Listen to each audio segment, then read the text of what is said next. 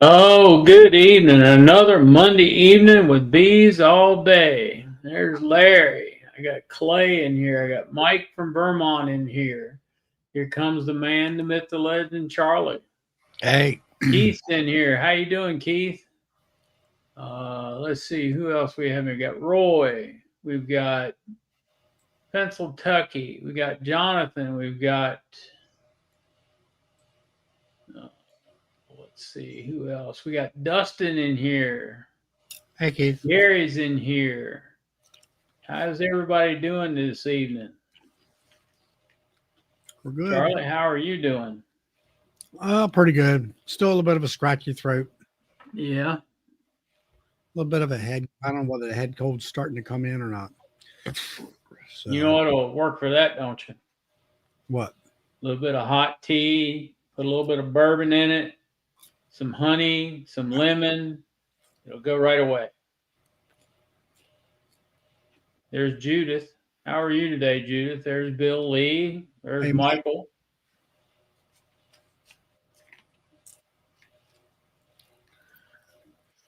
Yep. It's going to be a good evening tonight, I believe.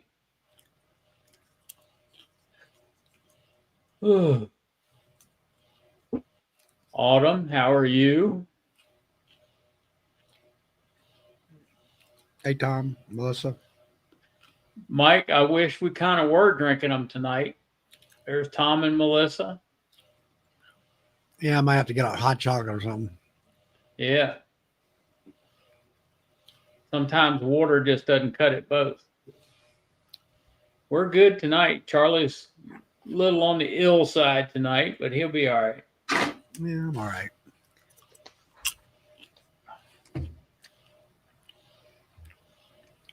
So, what are you getting into this week, Charlie?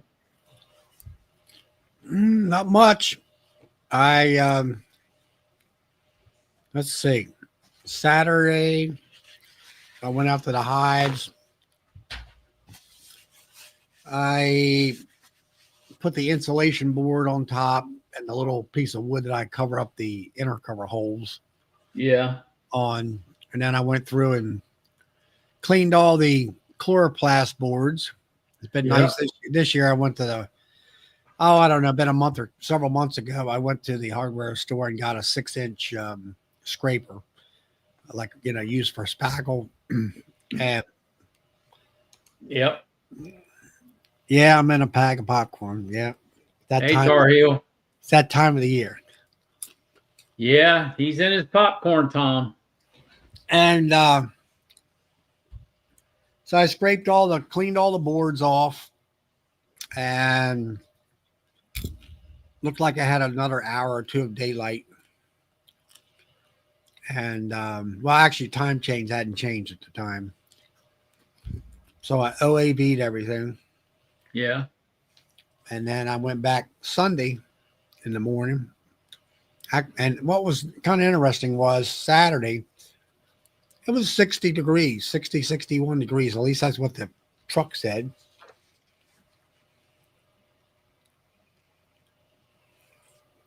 I just like buttered popcorn is fine, Tom, Melissa. And but the bees weren't flying; they were all in. You might have had Yeah. one coming in here and there. I guess it was because it was kind of windy that day, about 20 miles an hour winds, something like that. And they stayed inside. It was perfect. They were, when I was putting the insulation on, they were definitely loose. I mean, they were everywhere inside. Coming out of the hole Yep. and walking around. So I mean, it was good, perfect day temperature wise, and they were all in. You didn't have to fight them to hold them inside the hive. Yep. And I hit them with OEV. Yeah. So then I came back Sunday. Now Sunday they were flying. It was relatively warm and sunny. Yeah. And We pulled feeders this weekend and reduced a couple of hives down and got them ready for bed and tucked everybody in for the winter, and they'll be good until I come back the first week of December. so I checked the drop boards on every one, and the majority of them were 0 to 5 mites drop on the board that I could see and count. Yep. And some of them, there might have been 2 or 3 that maybe were closer to 8 to 10. But other than that, I mean, that's nothing. And Yep. that's me trying to, as I told like last year, same date, same, the second of, and especially the hives out the end, I would pull that board out on 5 of them, and it wasn't 5 or 10. It was like 500 of them. And they just, there was so many of them, they just popped out at you at your face. Like here they are, you don't have to hunt for them. They were just there on that board. Yeah. And that last year, that's when I hit them again, second day in a row with OAB. Now this time I went through all of them, 0 to 5, maybe a few of them 5 to 10 mites, and that's it. And then I had to hunt for them in order to count them. And so as far as mite loads, I am in good shape as far as I'm concerned. And kind of shows that April Guard did a good job. Yep. Along with Formic. Yep. Last year, when I had Sybil here taking samples for the National Honeybee Survey, she asked me, "Are you going to back this April bar up?" I said, "Yeah," because I didn't have drone frames in the hives at that time, so there was lots of drone brood up on top of the bars, and a lot of them you could see the mites where they had broken open. Yep. And she said, "I could see a lot of mites in there." I said, "Yeah, I can too." So that Monday was the day I dropped in formic acid, 2 pads, and that cleaned them up, helped. But then come November 1st of last year, most of them had 10 to 20 mites in all the hives. And then, like I said, I had 5 of them that were just overrun with huge amounts of mites. And it took me till close to Christmas to about 5 or 6 treatments of OA to get that down to where I am right now.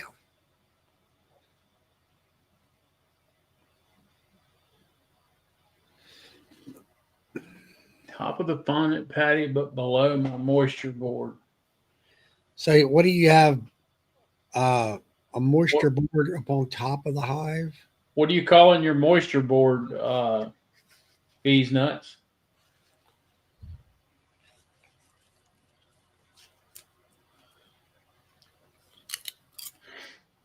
So Dennis has come in, and we have Pete, and we have Philip. Good to see you guys tonight. I don't think I've missed anybody tonight. Everybody's in here.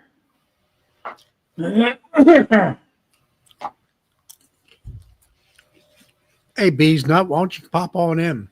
Yeah, come on in here and kind of explain to us what you're talking about. It's the black moisture board resting under. Probably, what's it called? The old insulation board? Yeah. Shoot, they used to do it with the walls of the houses, made out of paper.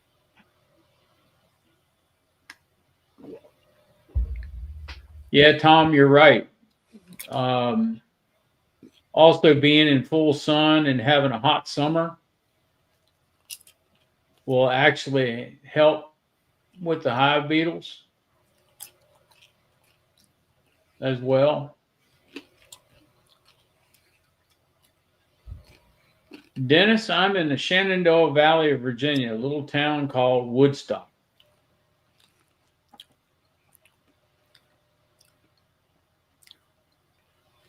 All right, Bees Nuts to see. He had a winter Reflectex on top of the fondant.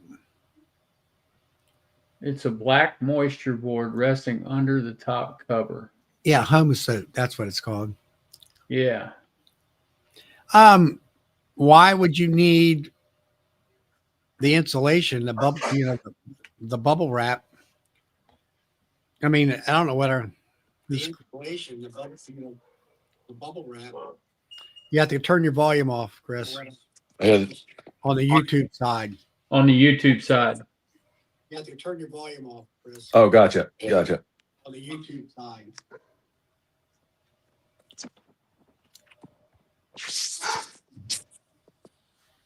Did that work?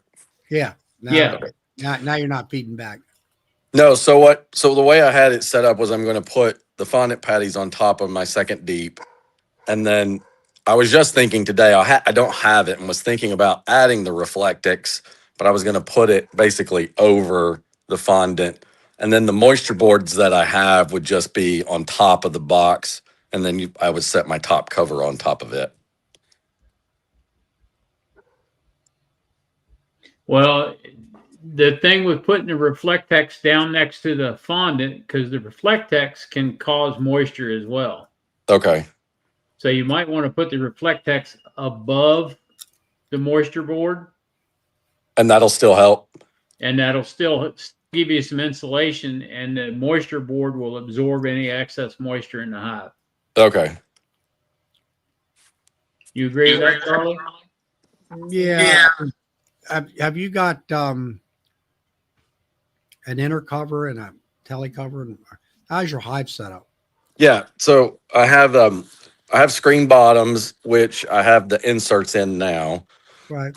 And then I have the two deeps, and then I have the inner cover on right now while I'm still feeding liquid, but I'm gonna take that off Friday, and I'm gonna swap it out for the fondant because we're gonna start getting cold after that.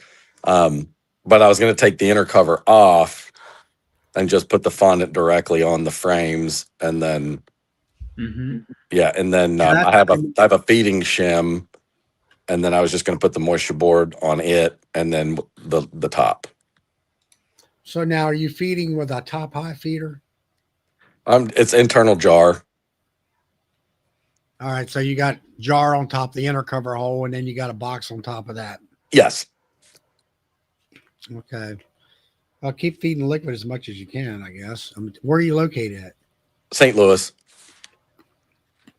So we're going to have excellent weather this week, but then we're going to have, it looks like probably middle next week, we're going to start getting back into the 50s for daytime highs. So when you're getting 50 degrees or colder for 2 or 3 consecutive days, that's when you go away from your liquid feed. Okay. Because your bees are going to start clustering up at the bottom. And if it gets cold at night and they go up to get that liquid feed, that liquid feed is cold because there's nothing up there keeping it warm. They won't make it back. Oh, gotcha. Okay. Yeah.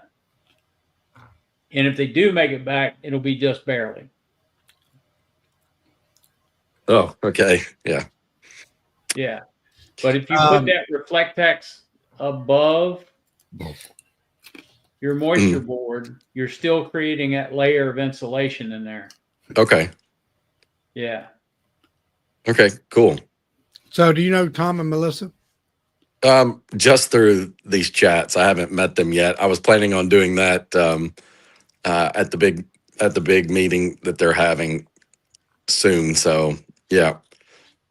Russell, come in here and tell me why you say no. So are you going to the EMBA? Yes. Yeah, I think I might end up going to that. I'm trying to talk my wife into going to Nobby, but I don't know if she's going to buy into it. We'll come on to the party anyway. That's right. I probably will. But this has been a good first year. So I have 5 hives now, and I'm planning on growing to 10 in the spring should everything go accordingly, with a couple of resource hives with it. Yeah, definitely. I think Russell, what we're looking at is that you got a moisture board, and then you got the insulation. See, Russell doesn't have. Normally, I don't run them. I don't run a moisture board. Yeah. and all that. So I mean, that's sort of I won't say an oddball thing. I just say it's something that we don't normally have experience with. Okay. Yeah. Um, you run an upper entrance, or you're going to do a closed entrance? Yeah, it's just closed. Okay. Hmm. Yeah, I think Russell and I are saying the same thing. It's just I'm wording it differently than what Russell is. The other thing I'm thinking is, um, So we insulation. I don't know. I'm not when it comes to that double bubble stuff, that little teeny stuff. The R factor for that is minimal.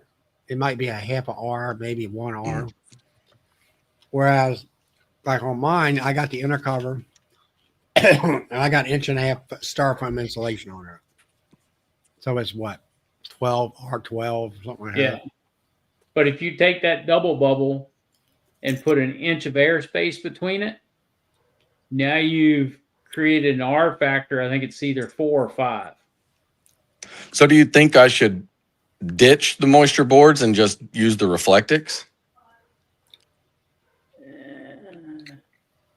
No, because I don't think you got enough. No. I don't think you have enough insulation. Okay. Yeah. Now the moisture boards, you get them from Man Lake. They got that little slot for a top ventilation and all that stuff. No, I got them from I want to say it's maybe Lapis. Laps. Yeah. You know what your best moisture board is, right? Um Snowball consistency sugar uh-huh. in a like a candy board type situation. That's your best moisture absorption right there. Will the Hive Alive patties absorb too, or not a lot? No, Okay.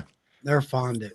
that's They, fondant. It will if you not have absorb. if you have a candy board where you put in packed sugar in there, Mm, where you put water, like I'll say 5 pounds of sugar and a half a cup of water and some vinegar in there, pack it in real tight.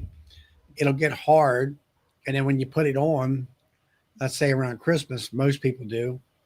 Um, it absorbs any moisture coming up to make it soft so the bees can eat it. okay.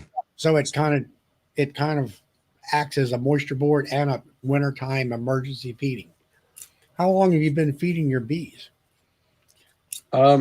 Probably since so I took some I ended up getting a super of honey at the end of Christmas at the end of summer, and so after that it was probably I would say probably started in September. Started feeding them because I have one hive that's pretty light and another that was medium. The other three are pretty. They're stacked with honey, so I just was feeding them. I think half gallon a I guess, week. yeah, I guess what I'm asking is, are they still continuing to take it away and put it away for you, or Yeah, slow it yeah. up? Yes, I went. I do. I go and check them on Fridays, and the last Friday, the ones that had half a gallon in them had almost taken all of it. No, I'm just wondering. A lot of people. I had one guy on another chat here this past Friday, and I put 2 gallons in, and I'm like, okay. He thinks that was enough. I said no. I says put more in there until they more or less stop. But the Mhm. bees were up in the. It was a lot of different things that were from his description. Was they got brood in the top, and they had honey, and I'm like, well, maybe you should have pushed all that brood in the bottom box, kind of rearranged things, and put the empties up top, and then fed them to where they filled that top box up full of honey, so they had room to go up top throughout the wintertime. So it's hard to say. He was going to try to feed some more. And I said, well, it's still 60 degrees around here. So you have some time, a little bit of time, not much. Yeah, we're going to be I think 70 tomorrow and middle 60s through most of the week. So hopefully they'll. Yeah, I wouldn't. I'd keep throwing the feed to them. I Okay. would too. Until it get, like I said, until it gets consistently below 50 degrees and you take that liquid feed away. And like Charlie said, sometime around Christmas, throw that candy board on there, and that's going to absorb your moisture, and it's going to also give them something to eat, so you don't need to worry about the fondant. And then that can stay on there till the end of March, Okay. and you don't have to worry about them starving to death because they have something to eat. I gotcha. So then once you, I guess, stop doing your, once I take the liquid feed off and all that, how often are you looking or going into your hives at all during the winter? When you treat, Okay. because you want to know where your cluster's at. So when you put that candy board on there at the end of December, you're going to take the lid off the hive and put the candy board on, and you're going to treat the first and third week of December with OA. Bring up. Then you're going to treat the first and third week of January with OA. Mhm. Then you're going to treat the first week of February. So when does your actual flows usually start out there? I mean, I'm a little bit new to that, but I believe it's maybe early March. I'm not sure. Hey, Tom, when did your flow start out in that area? And click on Tom's last comment. Yeah, I did. Oh, He's still feeding Tom. Tom is, and he's in the same area you live. Yeah.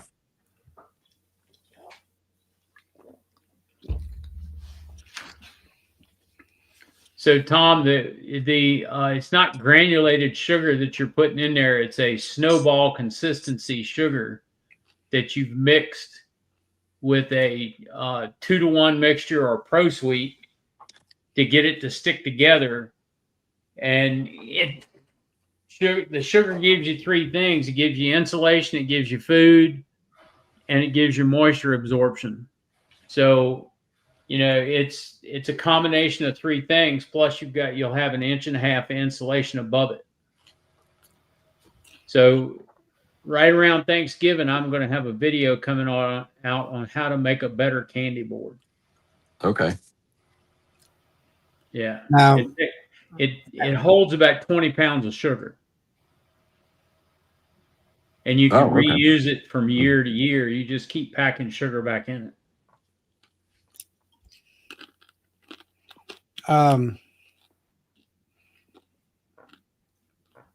Let's see. James, no, he's saying too much open feed going to makes too much moisture. Are we talking about liquid or, I mean, we're not really open feeding here. Yeah, it's not, that candy board's not open feeding. It's kind of a solid. It's not liquid. Yeah, but I don't know what he's thinking about, liquid feeding or what. Yeah. Hey, Sandy. Yeah. So DC is talking about the same thing. Basically the same thing I'm talking about. So I got a 3.5 inch shim. Mm-hmm. You put 1.5 inches piece of blue foam board insulation with the closed cell foam with aluminum on one side. You set it down on the board, you put that aluminum tape in there, and then you pack your sugar in there. Then a 1/2 inch piece of 1/2 inch hardware cloth and a 3/8 inch rim, and you just set it on top. And then you put your telecover over top of it. Rob's in it. He wanted to know what he added any pollen to the candy board. No. I haven't. No. You do not add pollen to the candy board because that's going to cause that queen to want to lay all winter long, and you're going to have a lot of mouths to feed. So I don't do any any pollen whatsoever until around the 15th of February or after. Yeah. Oh, I did check that hive that I put the pollen patty on. That was the new queen. Yeah. They had about half of it ate. Yep. I figured that. I figured they needed it. Yep. Now, the hive next door to it that I put the pollen patty on, which a little older queen, they didn't hardly touch it at all. So they're not raising the brood, I guess, like the other one is trying to.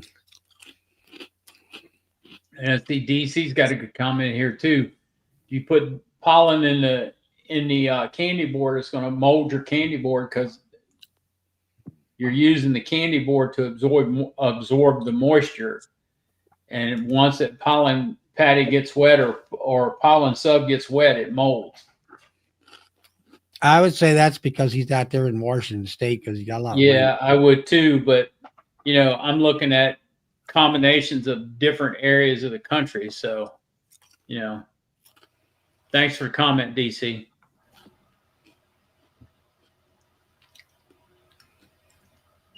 Yeah, he puts the super DFM on top of his candy boards, which is a probiotic. Yeah. But you might want to try, Chris, instead of just doing jars. Yeah. I don't know. I'm going by what Michael Palmer said years ago. If you, with a regular feeding jar, it's more restrictive. And depending on what time of year, what you're doing. Mm-hmm. Yeah. With me, if I put a top high feeder on, it's not restrictive. And I want them to pilot. I want them to flip the switch in their head. It's too much coming in, so let's store it all. And that's why I use a top high feeder. Now, you can use top high feeders, in frame feeders, whatever. And we also, it's 2-to-1 sugar water. But I pour them, when about the 15th of September, and by the 15th of October, that's when the winter or the temperatures start to change here for me. And I try to get as much liquid feed in there as possible. A lot of people will say, well, we're going to put fondant on. I'm like, well, to me, fondant is a emergency feeding situation where I would say fondant is for February, March, when maybe you didn't feed enough or they became bigger and they're eating more honey and producing more brood and all that stuff. So kind of have to figure all that out yourself, Yeah. Yeah, it's very interesting. That's what I enjoy about this so far is that there's really a lot of paths and avenues to take. So there's a lot of science about beekeeping, and I watched this one guy out of Tennessee, and he was being interviewed, and he said, the guy asked him, what 2 things, tell a new beekeeper? And the one thing that really stood out to me is that the new beekeeper, you have to be a lifelong learner. And that's it. If you want to be successful in beekeeping, you can't just learn it and all right, I'm done. You're never done learning when it comes to beekeeping. There's always a twist to it, depending on weather conditions and whatever. Because, let's face it, it's farming. Yeah, you're right. It is. Like Michael out there, he's out in Arkansas. He does mountain camp, which is just granulated. And I don't know. I always look at that and say, I think of myself, what? I said, that is so beginner. I mean, I've done it to where I made sugar bricks, where I take a sheet cake pan. It's about 1.5 inches deep.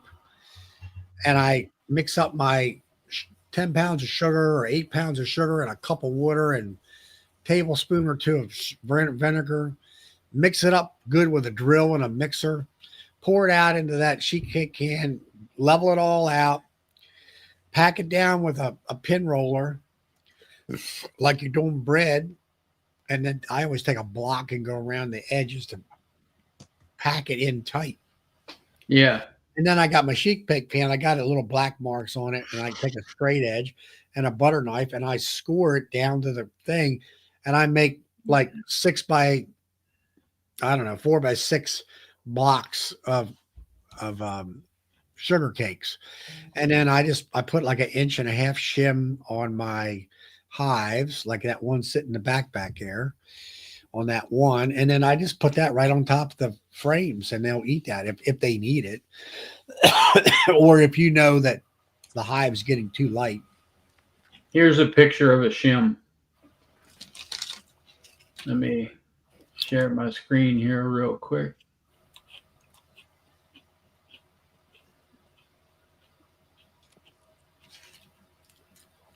So would you like going forward, would you recommend then just kind of moving more to like almost like migratory tops with bucket feeders? A lot of people do that.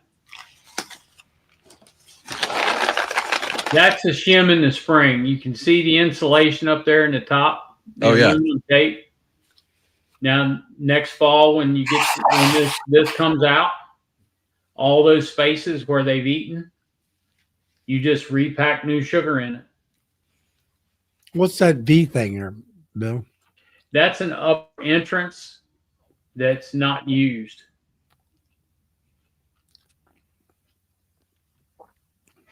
I made mine like that with the screening, Yeah. and what that screen does is if that cake wants to fall because it's so big, the screen will catch it and hold it up there.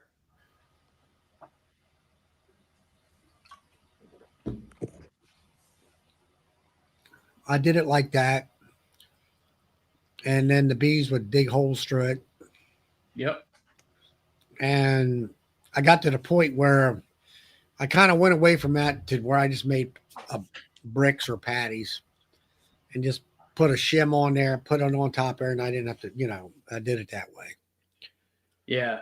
But And bucket feeders are good for new hives.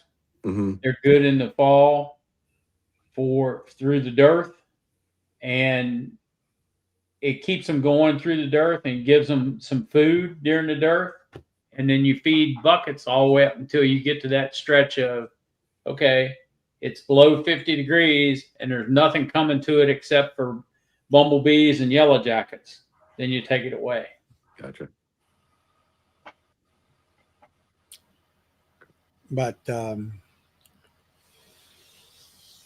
you do the buckets, or you could do hot top hive feeders, or you could do I seen one video recently where like you say, right now we got these temperature swings, and the inline feeder inside the hive, of course, it's warmer, and they'll feed off of it maybe, and it's because it's colder weather. But then you lose 2 frames inside the hive is the problem with that. So Yeah, I only run 8 frames, so that would take a bunch. yeah, well, Tom might run 8 frame too. You can him collaborate. Well, I didn't mean to take all of your time tonight. I appreciate You're you. fine. No, we're That's fine. why we're here. You got questions? Come in and ask. I'm always glad to meet new people. We're going to be out at the EMBA conference in February. We'll be at Nobby. Bill will be out vending at Nobby. No, yeah, I'll be a vendor at Nobby. We'll both be at EMBA, walking around. And all that. So how many hives you got, Chris? I have 5. When I started in January, I was like, I'm going to have 1. And then I have a mentor, and he's like, you should have 2. And I'm like, okay, I'll have 2. And then it grew to 4. And then in the summer, I had one that was a super strong hive. And I'm like, I'm just going to practice and try to split it, which I did. And it became the 5th one. So, yeah. Yeah. And that's beekeeping. Yeah, that's what everyone said. It's addictive, and you're just going to keep adding hives. And I'm like, okay. Yeah. As long as you got the property, yeah, go for it. No, the biggest thing is like you experimented there and took the plunge and made a split yourself. And you know how to do that now. Or at least you got a good sense of what you did. Yeah. And Yeah. I imagine the spring brings all kinds of different challenges as well. Yeah, it does. well, main thing is when the queen is out of room to lay, she wants to swarm. Yeah. So if you always remember that, then that's where you can either make a split and give her more frames to lay, or take her with the split and a couple frames of brood, and then let them make their own queen, or you can buy a queen.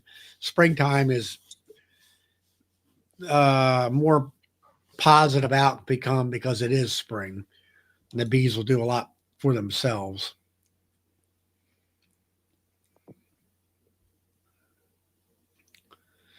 If you run the Yeah, southern, because they've got to lay eggs somewhere, Mark. And if they're not laying them in the hive, they're going to lay them in the ground, and the cold weather will kill them.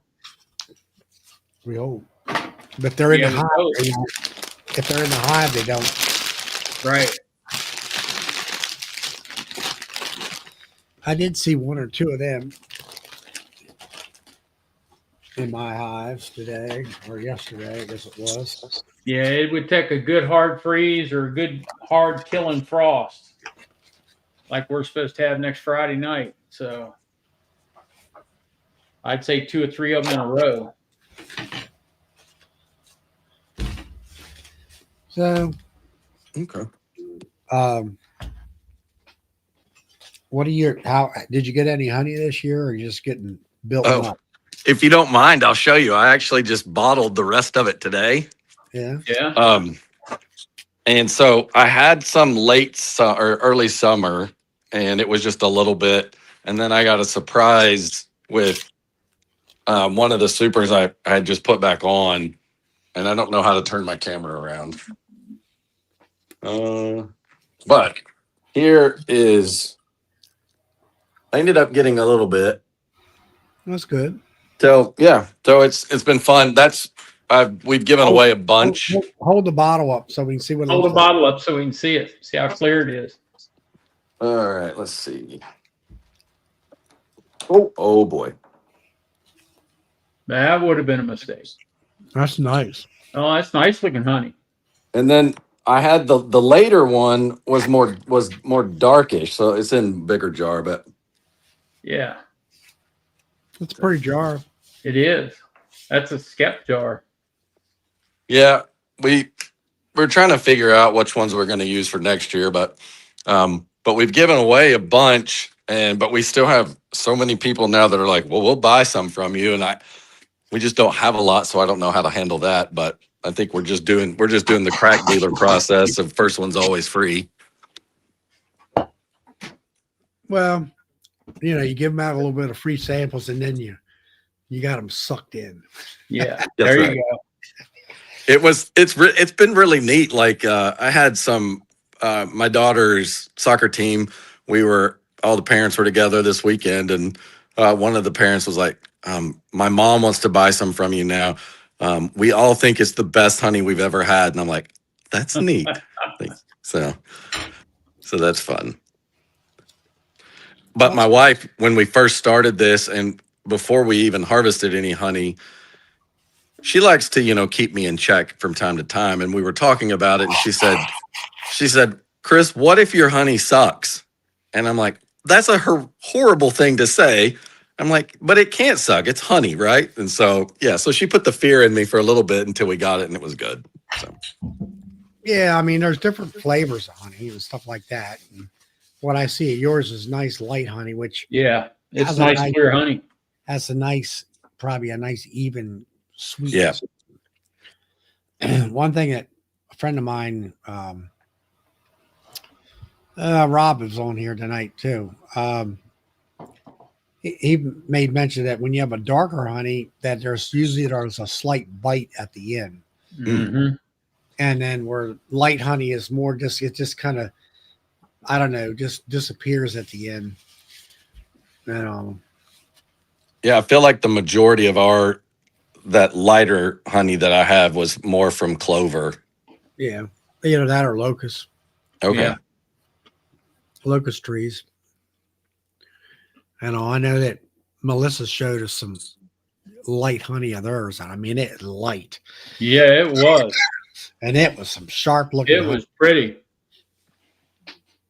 I mean, it was almost, I don't know, clear, almost like water almost. It looked almost like sunflower honey. I don't know.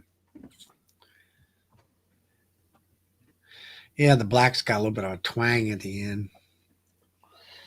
I don't know. You just have to, with beekeeping like this, you kind of make your decision how you want to keep your bees as far as, things through the wintertime and that kind of stuff. And I mean, do you belong to a club yet? Like with East I started out at the I'm in both the East Missouri one, but I haven't been to their stuff. I generally go to my other one. It's the Three Rivers Beekeepers Club, and that's where I started. Like I did an all day beginner beekeeping class to feel it out and make sure that's what I wanted to do. So yeah, I joined that club, and I think I'll go to their meetings every so often. They do like a every third Thursday or every third Monday kind of thing. The other best piece of advice I can give you, Chris, Yeah. is to hook up with somebody like Tom Mm-hmm. and pick their brain. And since he's been beekeeping out there a while, and say, what do you do with this, or what happens here, or what happens there? I mean, I'm sure Tom would be glad to give you some advice. Now, thinking of it is, Tom runs 8 frame. He runs exactly what you're running. Yeah. 8 frame and 10 frame. I got a friend of mine that does 8, and running a 10 frame hive is definitely different than running an 8 frame hive. You got to be more on top of it with an 8 frame, I think. You do. We run 8 and 10 frame hives. And then Chris said, or Tom says they're doing a Zoom presentation for you guys. Yeah. January or February. Okay. But yeah, Tom's a good beekeeper. Him and Melissa, they're really good beekeepers. So, they'll give you good advice. They won't steer you wrong. Well, I definitely will take advantage of that. Well, got the same size hives, and they're in the same area, and and they're running 2,000 and 3,000 pounds of honey a year. Of course, they got a couple hundred hives, so they're the folks that you want to hang tight with. Yeah, Tom, I agree with Philip, and I was just getting ready to say the same thing. If I keep talking, you're not going to be able to get through the door. Melissa's going to have to get the chainsaw out and cut away for you to get out. All right. Well, gentlemen, I appreciate all this. I have to do some parenting duties, so I'm going to drop off. All right. Okay. But you guys have anytime. Absolutely. I appreciate it, and y'all have a good evening. Yep, you too. All right. Okay. So we got 65 people in here. I'm going to do another trivia question this week. This time it's worth a $100 gift certificate to the store. No cheating. You cannot use the internet to answer this. So what was the very first bee treatment that was approved by the EPA to use on varroa mite? And when was it approved? You need to give me the date and the year. And then the supplemental question to it is, when was that same treatment approved in Europe? Month and year. You got 3 minutes.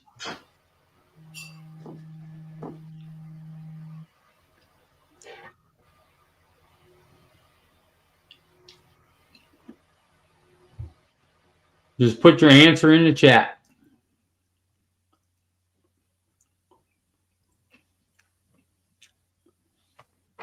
But see, if you've been a beekeeper long enough, you'll know this answer. If you've been an old beekeeper like me, or like Charlie, I don't know if Charlie would know it or not, but I'm sure JW would know it.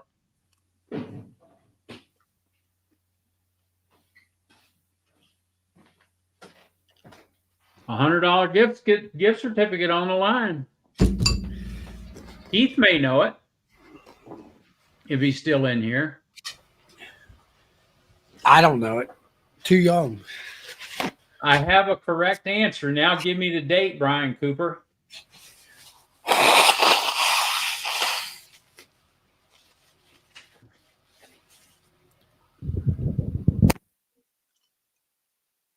No, Brent, I did not have to Google this question.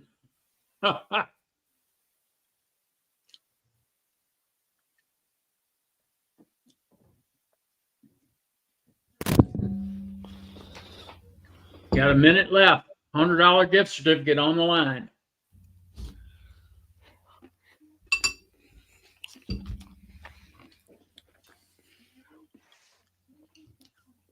What month and day was it approved? You're in the ballpark, DC. Brian is too. Yep.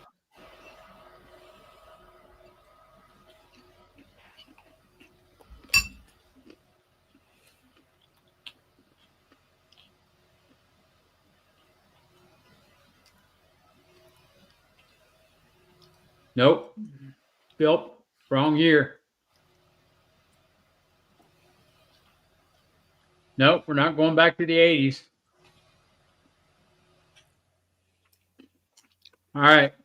Time's up. We got the correct treatment. It was approved 10/30/1990. Now, when was it approved in Europe? There's Brian. Brian put it in. Yep.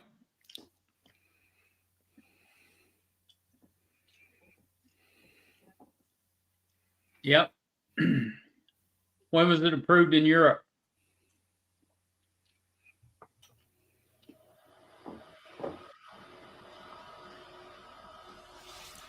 Is JW on here? Yeah.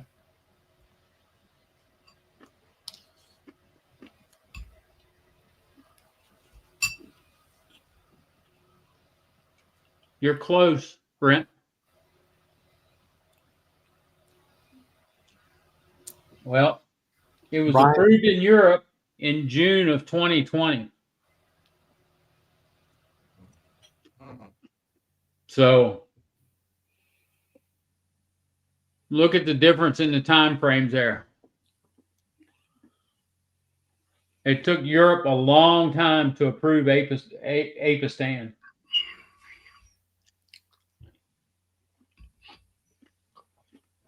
Didn't last that long, did it? Huh? It didn't last that long, did it? No, it didn't. Apistan was around and it actually worked good for about 5 or 6 years, and then that was the end of it. It quit working.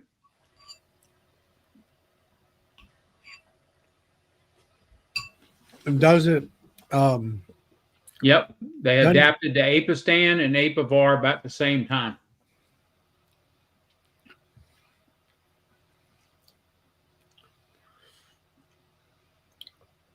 But then isn't it found in your wax now that they can't figure out why? Yeah, it is a forever chemical.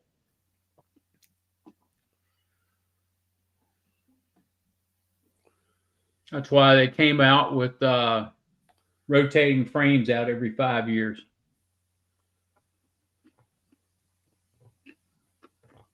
They had like a 15-year testing period or approval period on it, DC.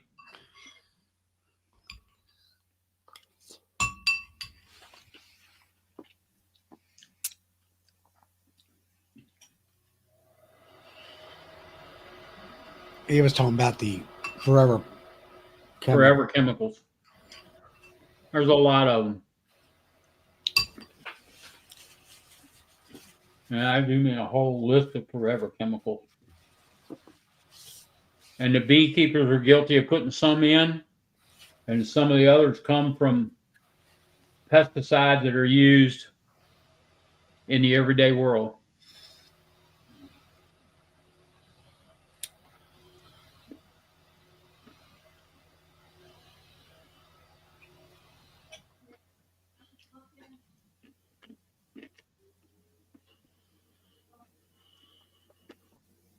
So,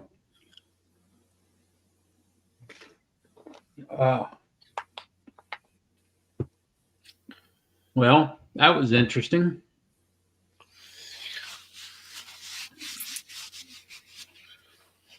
Yep, you're right, DC.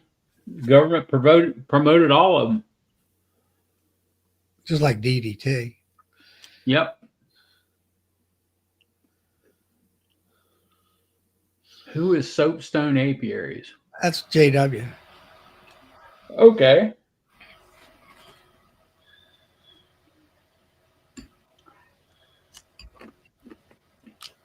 Oh, I got a lot of them, Tom. I got a lot of trivia questions, and I'll make it worth your while to answer them too. What are you doing, old man JW? Come on in here and talk to us.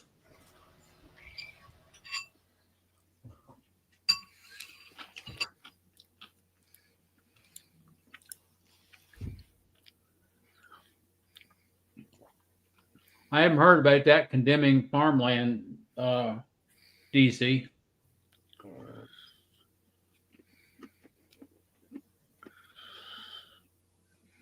What you got there that you're eating, Charlie? Ice cream. Yeah.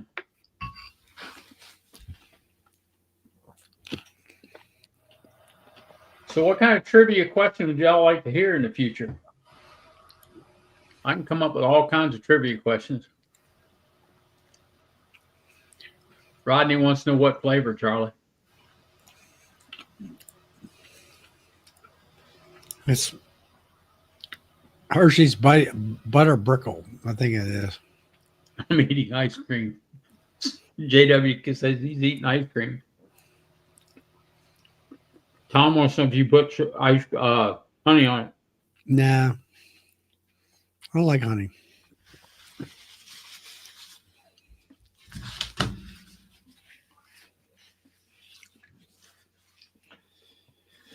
Well, the stuff that Mike has used on the cattle, they still use it in the hives today, some of it.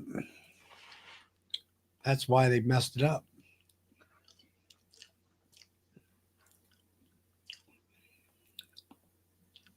What's it called? Tactic or something like that? Yeah, I think so. So I have another announcement. We're going to get a Cayman Part 2 next Monday night. So any question you didn't get to ask Cayman when he was on Charlie's show, he's going to be on my show Monday night. So y'all come on in and tell your friends.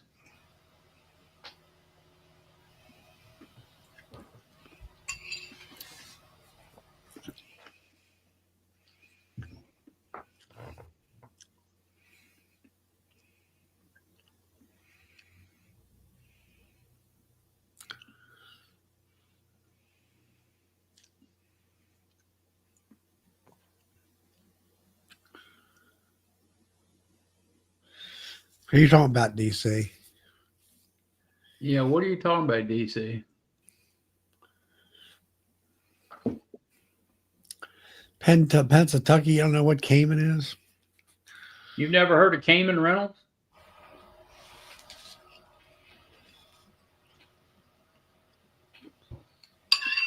What's a Cayman? Well, it's an alligator, actually. Yeah. Oh, the heated bottling tank.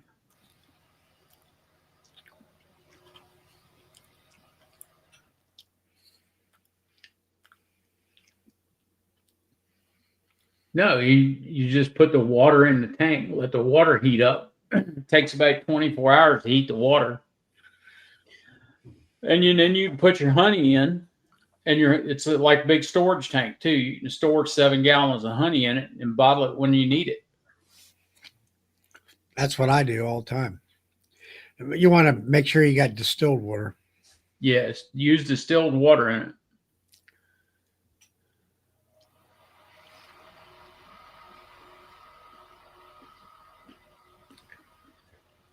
We're working on it, Jonathan. I don't know when it will be there, but we're working on it.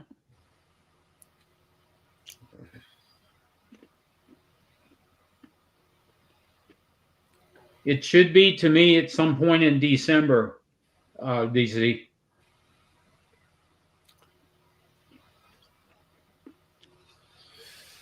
I was going to ask something. So Mark wants to know how to dispatch small hive beetles forever. Get out of beekeeping. Well, Mark, you can crush them with your hive tool. That kills them forever.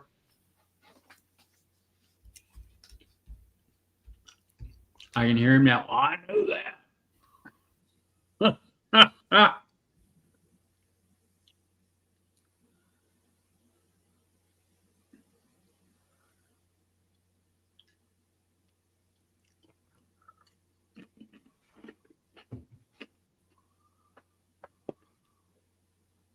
Hey, Pete, I'll send you some. I'll mail you a bag of them.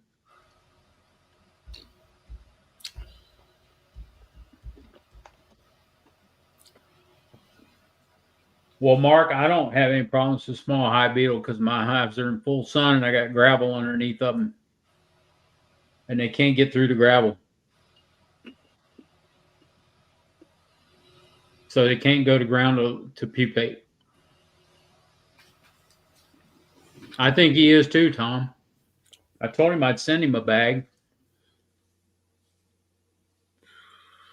I think I've had more, I've started to see some. And I think that's because my ground covering is rotten away. Yep. DC, the best bucket warmer I've ever had was a Man Lake bucket warmer. The wrap. It wraps all the way around the bucket, not the steel band, but the wrap. Those are the best bucket warmers I've ever used. They'll decrystallize honey in about 12 hours.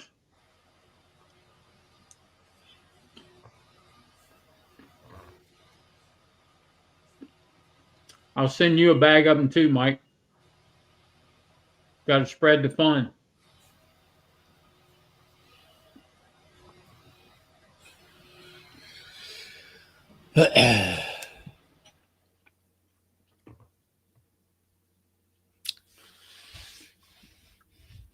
I've heard them bands will melt in buckets too. Yeah, they'll melt through the bucket. They get too hot. Like it's like a blanket.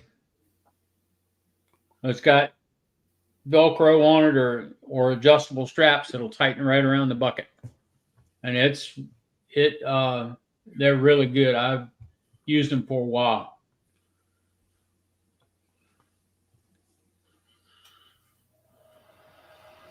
Now I'm kind of getting away from buckets and going to barrels. And I've got the DC, barrel here, the drum heaters. If he could get a old refrigerator, make a hot box out of it. Yep, make a hot box out of it. That's even better. So what's Brad up to? The master of the small hive beetle. Yeah.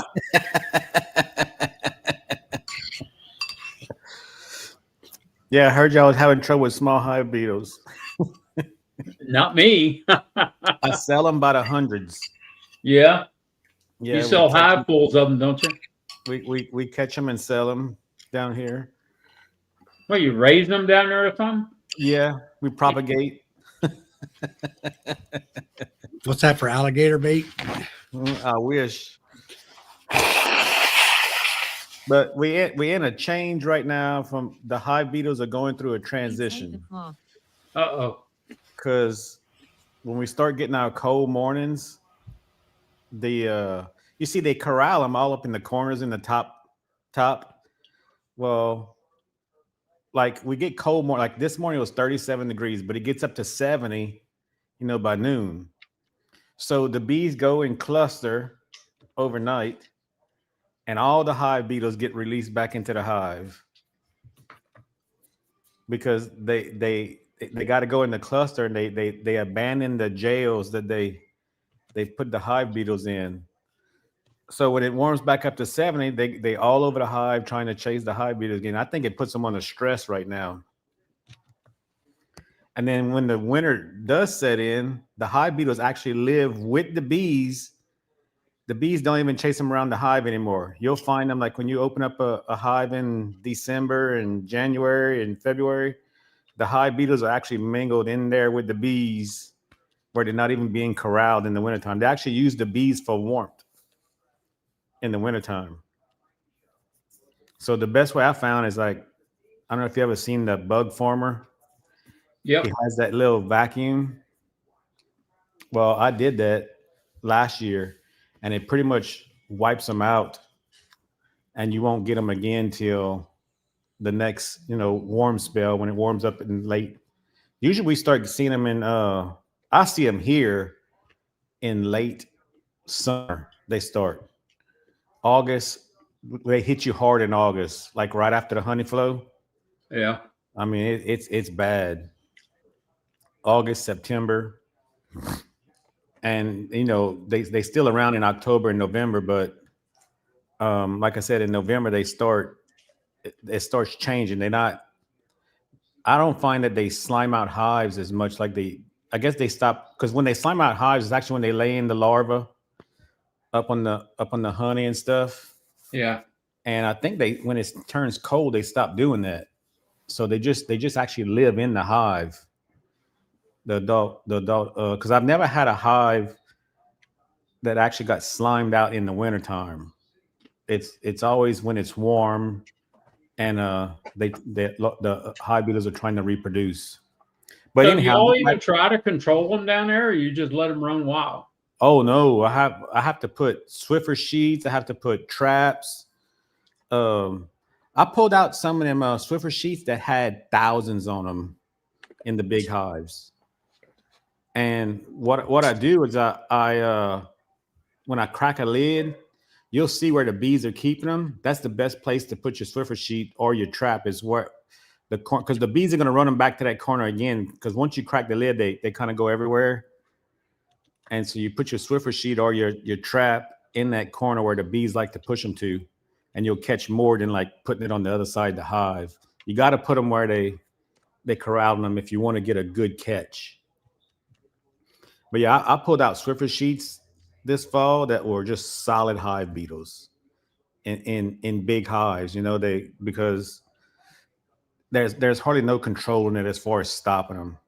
When they get into little hives, they just overrun them. They make them abscond. So if you don't, so the best way to really control them is sucking them out of there. You got to suck them out and throw them in the freezer. I throw that little vacuum in the freezer, freeze them, and then every time I open a hive, I got it with me, and I'll suck up all the hive beetles on the top. Yeah. And even when I go in, like usually they're going to be either on the top corralled, or Yeah. they'll be on the first one or two honey frames on the outside edge. The bees will try to keep them there. During the warmer months when there's a lot of brood going on, they don't let them go around the brood too much if they're a big hive.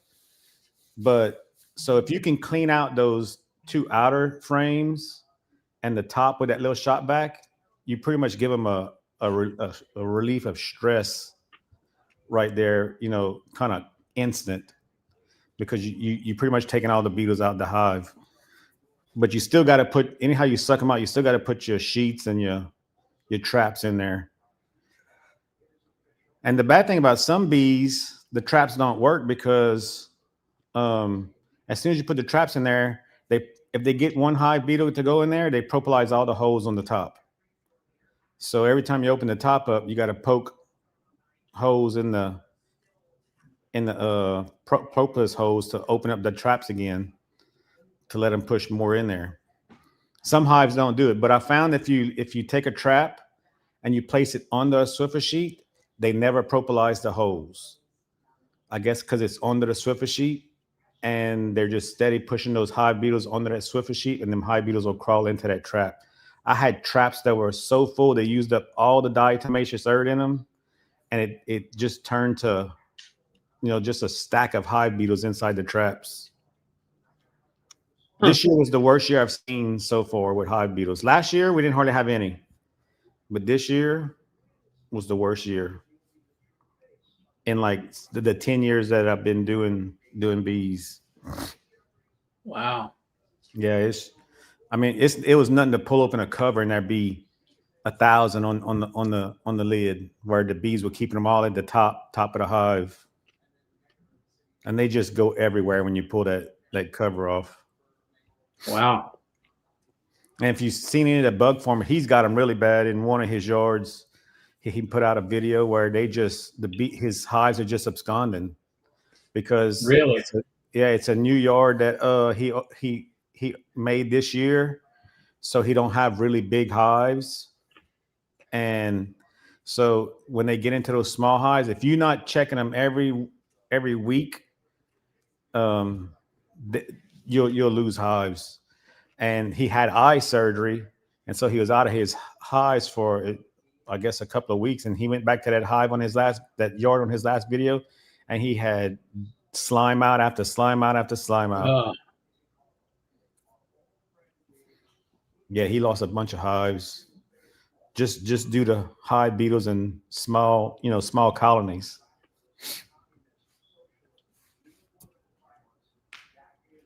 The best thing you can do if you got a small colony, anyhow, you got a 10 frame boxes, pull out all the extra frames and just leave whatever frames that they can cover in the box.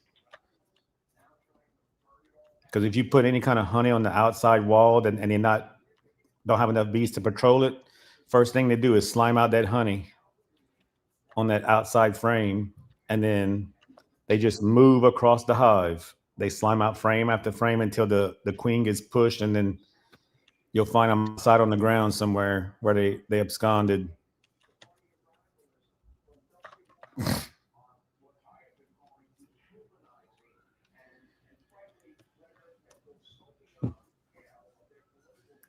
And the slime is just really their defecation that they doing all over the honey.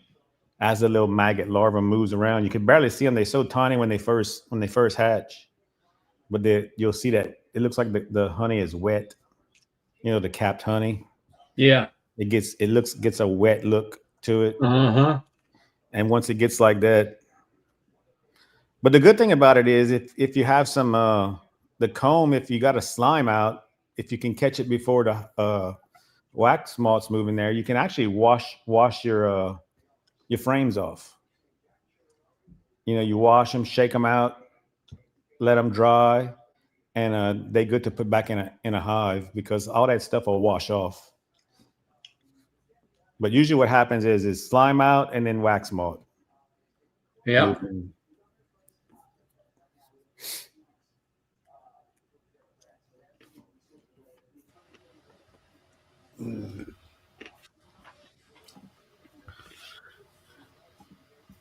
Sound like the damn beetles are worse than the mite down your way. Yeah, really. Yeah, it's kind of easier to deal with the mites because as long as you treat. I'm trying to connect to the chat. Oh, okay. As long as if they were ever going to come up with another treatment, they need to come up with one for the small hive beetle. I don't know. It's just the thing that I find that works the most is those sheets or those towels like Bruce's bees uses. Yeah. Because I mean, you just catch hundreds on the sheets, to where the sheet kind of crinkles all up because there's so many hive beetles on it, and you just pull the sheet out and then put you another one in there. Yep.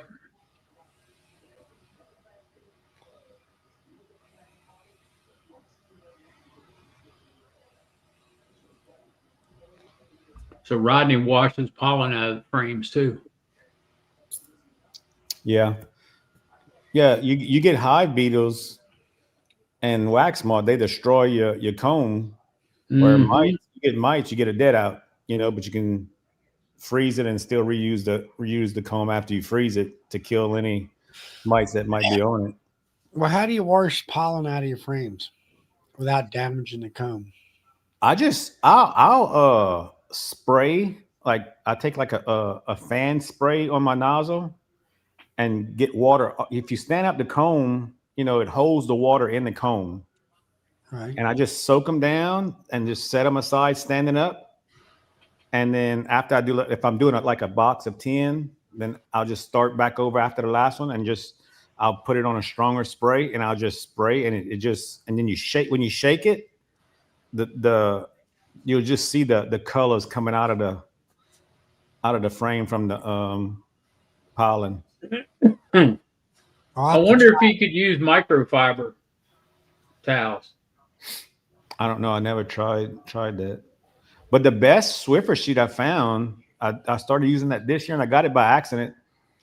There's your regular flat Swiffer sheets, and then there's the one that is called for pet hair. Yep. And it's fluffy. Yep. And I caught a whole lot more in that. And they don't glue it. They don't glue it down to the frames like they do the flat one as bad. Yep. Because once there's so many hive beetles on that Swiffer sheet, the bees will start propolising the edges of it because they think they actually trap in the I guess they trap in the hive beetles on the Swiffer sheet. So they propolize all around the Swiffer sheet. And yeah, so you got to kind of scrape it off with your hive too. But if you check them regularly, you ain't got to do that. Yeah. Got to keep an eye on those little boogers. Oh yeah. Now I get a lot of frames that are full of pollen, and if you got pollen goes through the winter and then the fresh pollen comes in the spring, they won't eat that old pollen because it's stale. No. And there's so much nice comb air. I'm like, can I get that out of there?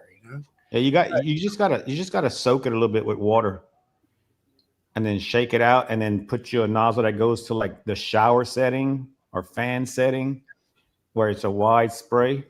Yeah, and you just spray it and then shake it real hard, and it'll come out of there. And once you let it dry, it looks like good nice comb again. Yep.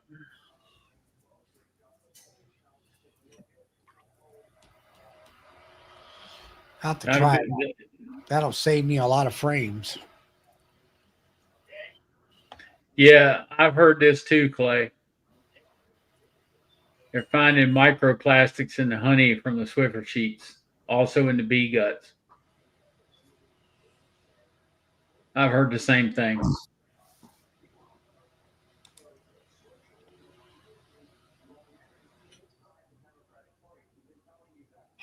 That's why I was thinking, the microfiber towels, just cut a corner and lay it in there and see how that works. Because that's got it's fluffy, like that Swiffer sheet you use, but it's a towel. It's cloth. It's not paper.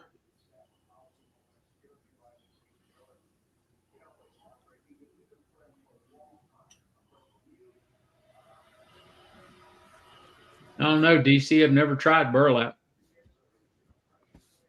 I think they would just crawl off of burlap. I think so too.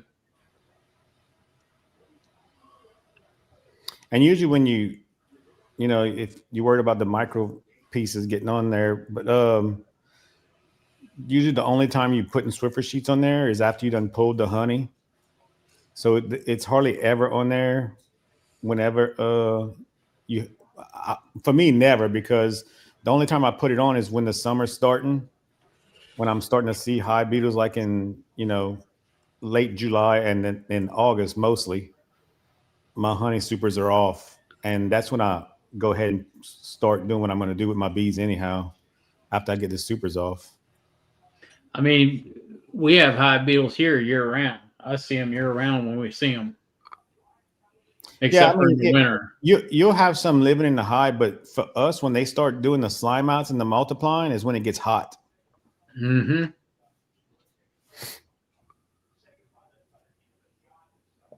Yep.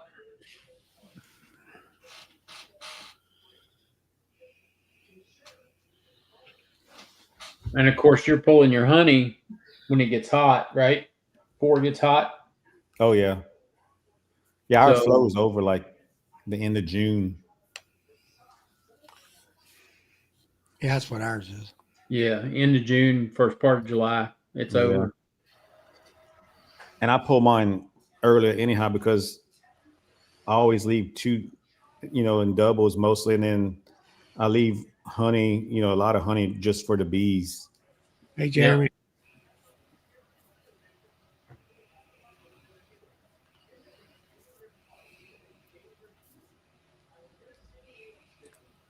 Yeah, we pull first weekend in July, usually July 4th weekend, Mm-hmm. and then we process no more than 2 to 3 days later. Yeah, we got it. We can't wait long either, because if you leave your honey boxes in your honey house, it'll get slimed out in your honey house. Yep. Yeah, you're right. Mm-hmm. I found that out one year that I was trying to dry some honey. I had some open honey, Mm-hmm. and I had put some fans on top, and I was trying to get the moisture down, and they stayed in there I'd say about 3 or 4 days. And when I went to harvest them, I started pulling some frames that were wet, and I looked, and you could see the tiny little larvae. Yep. All those, I had to just take them outside and let the bees rob them out. Yep.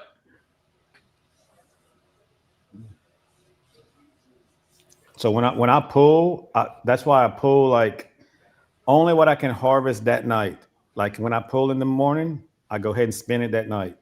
And I'll go pull a couple of days later, and then I spin. I don't go through all my hives and pull my honey all at one time, because I'm by myself and I can't do it all at one time, and I don't want it to get slimed out. That's what I do. I usually takes me 3 trips. Yeah. I'll pull enough I can get it done within 2 to 3 days. Yep. Mm-hmm. And all. And that's about all the space I've got on the back porch. Yeah, and I mostly do my harvesting at night anyhow, when the bees are sleeping, so I don't get no bees all over the place, because I do it in my shed, and they'll find their way in there if I do it in the daylight. Oh, I'm sure they will. I got stuck one day. I started early. I thought, I said, well, they ain't flying that much, and shoot, they found me within like 15 minutes, because the robin had started. I had Yeah. to cut off all the lights in the shed and open a window for them to stop coming around me around the extractors. Yeah. You leave the lights on in the shed, and they're gonna come around them extractors, but you cut all the lights off, and they head for the nearest exit. It's weird. Mm-hmm.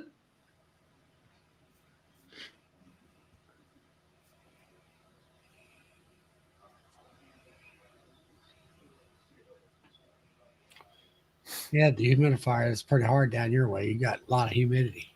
Yeah. Yeah, it is. You might actually get it wet. Yeah, exactly. You put a fan on it, and you pushing 80% humidity on it. It's not too Yeah, good. it's going to get wetter. So we had a lot of honey this year that did not get capped. Yeah. And I don't know if it was because it was so humid, because we got a lot of rain, Mm-hmm. that they didn't cap it, or did they get it down and they just didn't cap it? I don't even try pulling honey that's not capped anymore. If it's not completely capped, I just leave it in the hive, and I go back later, and I combine all my uncapped ones to certain boxes, and I just leave that for them for the winter, because if I pull it, it's going to be wet down here. It's going to be high moisture. It's got to be, see that. for me it's got to be capped, because I don't have nowhere to dry it. I used to, when I just had a few hives, I'd put it in my inside my home in an air condition, and then try to dehumidify it, and that would work. But now I got too much to do in my home. Air Well, conditioned just shed. admit the truth, Brad. Your wife won't let you bring it in the house Well, anymore, that's because true. you I make used to too do- much of a mess. I used to do it in the kitchen, and all the kitchen floor was sticky, so that got ruined. How's Jeremy? How you doing? How you Good. doing, Jeremy? Doing all right. Doing all right. Staying busy. How's things in Texas? It's been great. It's been really good this year. So There you go. still hot out here. We had a cold front last week of like 65. I think we hit like 33 one night, and then Now we're back in the 80s, higher 80s. So Yeah. How was your cotton crop? Oh, it was good. I probably got about about 1,800 pounds. Probably more than that, but towards the end, it was more of a cotton blend with something else. It has like a sweet tang towards the end. So Yeah. some of it I'm not labeling as cotton, but now we're having an awesome fall crop, which we never really have, but we have what we call broomweed, and my colonies are getting heavy. All I fed was once this year when I had 4 colonies in spring and March, and then my nook yard, and then today I just fed 1 yard just for the hell of it, just because I have. I mean, I'm probably gonna steal a couple 100 pounds of fall honey just to have another variety. There you Well, go. what's that cotton honey taste like? Is it sweet or not? it's sweet, but it's light and smooth. It is very. I don't care for honey, but I actually do like cotton honey. How about the broom? What is it? Broomweed. Broomweed honey? What does that taste? Is it dark honey or light honey? It's a darker honey. It is darker and a little bit stronger. So Okay. it's, now the wax. I do have a few videos showing some of it. but the wax does look yellow like goldenrod, but we don't have goldenrod out here at all. But they're bringing in, of course, a lot of pollen and still a lot of brood. Probably about three solid frames of brood. That's good. Have you got any nice bees yet? I have, yeah. So I got About 20 queens from California. They're very calm. And then last week I looked at 1 yard. They were mean. They weren't mixed genetics. But then today, the yard I went to, there's 6 colonies, and they were calm. I just posted the video about an hour and a half ago, and Yeah, I've seen it. The one where you're moving on the pallets. Yeah. Yeah. And those were calm too today. So Are those Italians? Because they look kind of golden. all my bees are feral, except for the queens that I've been importing from California. So I'm still. I mean, I don't know honestly out here. What kind of queens you've been getting from California? Carnies or Italians? Well, the ones that I've got early this Spring were an Italian mix, and the ones that I got from another person in California are also, I think they're Italian Cordovan mix, and they're actually been pretty good. Those ones are the ones I'm going to get next year, as they're a lot more calm than the ones I was getting before. Yeah. I'll tell you the Hawaiian queens that I just got this year. It's so weird because they must be pure Hawaiian, pure Italians, because the queen is solid gold tail, and even her body looks like a blonde, a blonde color. Right. It's not a dark body. And then now that I'm seeing the turnover with the bees that I made up the nukes with, compared to their bees hatching out, it looks like just to use an example, like salt and pepper, because you got a bunch of golden honeybees running around and a bunch of dark, because I had dark, like Italian Caucasian mix. Right. And because some of my queens came out even like a black, but most of them were like had a tiger stripe tail. But all my honeybees were dark bees. And now that I got those Italians in there, that's pure Italians, they all look golden. It's weird. It's completely different color bee. And I only noticed that when I started pulling the frames, and now that their bees are hatching out, and I still got some of the old bees there from my other hives. It's weird how you can tell complete difference in like a purebred Italian. Right. Yeah. And I just, I mainly just notice the queens. I don't really look at the bees. For me, I have too many colonies to pay attention, and to me, they're livestock again. It's just, they are what they are. If you run across a hive that has these golden bees, you're going to notice. You're going to know what you're into. Because if you used to looking at dark bees all the time like I was, it's like a shock. You look at me like, what the heck? Right. They all like a bright golden color. Yeah, I got carnies that turned out that way. They're almost, the queens were almost a real light gold, almost blonde, and they were carnies. Yeah. So, but that's the Latshaw trait. Their queens are usually one solid color, either black or a light gold. So, I like those Italians because you can find the queen so much easier. than my regular queens. They hard to find. Them tiger stripe queens, they blend They in with blend in, don't they? the regular bees so easy. But these big Hawaiian queens, I mean, when you see them, man, they just pop out that big old blonde tail. Yep. I had a queen dead outside of the colony today. So there's eggs in the inside of the colony, but I didn't find it. You know, I didn't find the queen in there, and I found the dead queen out front with a bunch of dead bees. But I don't know. Well, I was confused. I thought you said you found the queen because you pointed to the queen. You said, I found the queen. Oh, that was one of the other colonies, but I went back to. I looked at that one when I first got there, and I saw the dead bees and the dead queen out front. Then I moved the bees on pallets and worked the opposite direction. Oh, okay. So I mean, I found eggs that were standing up. So within the last day or two, but I didn't see her, of course, because they did sound loud, like they were queenless. So I marked that colony, and I hope to go back next week, and I'll either merge it with one of my smaller nooks, or call it a loss. I mean, it is what it is. I got too many colonies anyway right now. I'm just kidding. What about I mean, everybody kind of went away from Italians to Carnies to all these other genetic brands. Are that people starting to go back to the Italians? Well, the reason I went back is because my bees were getting so mean, and just being just from what's bred around here with all the commercial guys and stuff. It's just that I couldn't take the you just walk in the yard and they start attacking you without even opening up a hive. Yeah. I'd probably And- love to have your bees. And I started just looking up, and everybody says the pure Italians are the most gentle bees out there.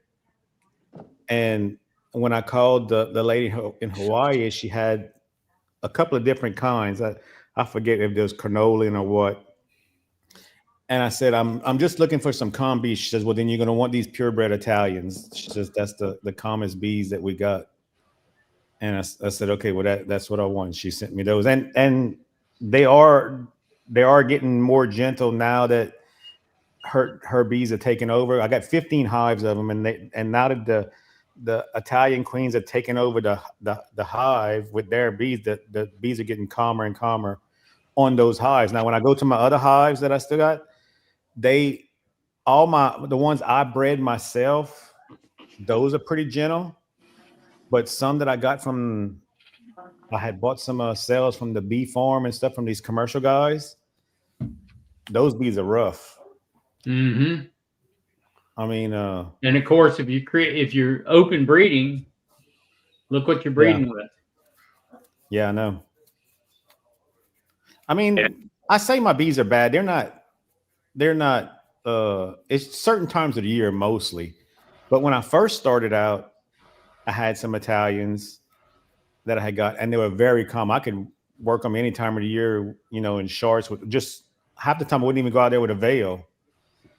And it just started progressing. And so I said, hey, it's time to do something to swap up. Yeah. Yeah, next year I probably have about half the colonies calm right now. So next year I'll probably do like 40 splits in spring, but go ahead and get another 25 extra queens for those other colonies, because next year is going to be more of a genetic requeening my yards. So that's going to be my focus more than anything. Yeah. Now, right now I'm putting a lot of bees on people's properties because they save on property taxes and I get to charge them.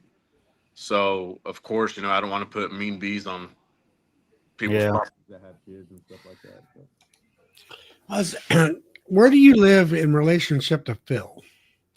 About 4 hours west of him. Seemed like you're in a real honey production area compared to what he does. I can't hear you. Sorry, my phone cuts in and out, but there you go. I'm in the desert. I guess you would consider it the desert. So our nectar source does really good in dry. The mesquite trees will produce more when it's a dearth or drier because they're trying to reproduce. That's how they, spread their seed. And then I have irrigated cotton, so my cotton is guaranteed. That's the difference. But now, isn't your cotton? There's the old style It is the old one. non-GMO that's what gives you the nectar. Yeah, our cotton around here doesn't give anything. Yeah, ours is about 4.5 feet tall, and it produces nectar like no other. Yeah, they planted like a 100-acre field about not even 200 feet from where I live at, where my beehives are at. It's just across a fence line of woods. And I saw that cotton coming up. I said, "Ooh, I'm gonna get some honey off of that." I didn't get nothing. But it was somebody told me to look at the flower, and I forgot what they had told me. But they said if it's certain flower, you don't get honey. If it's a different flower, you get honey. Yeah, the old school cotton has 3 different places where it gets the actual nectar from: the flower, the bulb, and some other part that's some technical term on that plant as well. I don't. Yeah, but they But said the the the one with a certain flower is the one that they actually make. It's not the old style, and it doesn't produce any nectar for honeybees. Yeah, and my thing is, I put mine on several sections of cotton. It's as far as you can see, it's cotton everywhere. So Yeah. Which is 160 acres a section. I think it is 660, 660. 1 square mile. Yes, sir. Oh yeah, that's a lot. Yeah. So I mean, this is literally every direction you see. There's cotton fields irrigated like no other. He's about like Ian with the sunflowers up there. And canola. As far as the eye can see, it's food Yeah, and canola. and canola too. But Yeah, Jump on. can't so hear you. I'm sorry. What about now? Did it come back on? Nah, I don't know. Is it fate? Phone going in now? My phone, the speaker, I don't know why it works like this, but I've been having my kids a lot, so I can't jump on to a lot of these, and I don't have them tonight, so I just want to jump on and That's say good. hi. I can hear you now. Okay. But I just want to jump on and say hi. Hi to everybody. Try to, give my piece for a little bit, and I hope y'all are doing well. Yep. Look, I keep up with you on Facebook there. You got your new squeeze there. Yeah. Yep. So I requeened this year, so that's good. that's good. Oh, you requeened, did you? But, Yeah. y'all have a good one. Be safe. I'm going to post more videos. I'm going to do some bee removals next week, and it's still plenty warm out here for us doing that. So Yeah. I don't think you get too much winter out there, do you? 2 weeks in February. probably Okay. that's about it. 2 weeks of winter. All right, Jeremy. Alrighty, well, y'all have a good Good one. one. All right. Thanks for coming on, Jeremy. He probably gets the same kind of winter we get. Yeah, not much, right? Yeah, like this morning, me and my buddy went bow hunting. We woke up, it was 36 degrees. The front came through last night, and we because we ride our bikes, a good ways to get to where we're going. So we put jackets on, face mask, and everything. By the time we got off the stands, we were shedding clothes because it was so damn hot. You gotta shed your clothes before you climb down from your deer stand. Wow. You wake up freezing and you sweating it out when you're walking out the woods. Yeah. It's horrible. We go with like some 40-degree swings. Yeah, I walked out on the front porch tonight, and I just cut down all the sunflowers, and they harvested corn in the field. And looking up at the corner of the field where they were loading trucks, there was a big pile of corn laying there. And there stood 2 bucks and about 8 or 9 does and a piebald doe. Mm. So, yeah, I can hunt off my front porch. Yeah, there was a doe or something up here right above the house here tonight when I came back. Well, I got where I got my bees across the street. They got a small thicket, and I put a camera on the bee yard, and because I had seen some tracks coming around the beehives, and I got does and a huge buck right across the street from my house. My wife says, "Why don't you go hunt right there?" I was like, "I don't want to kill no dang neighborhood deer."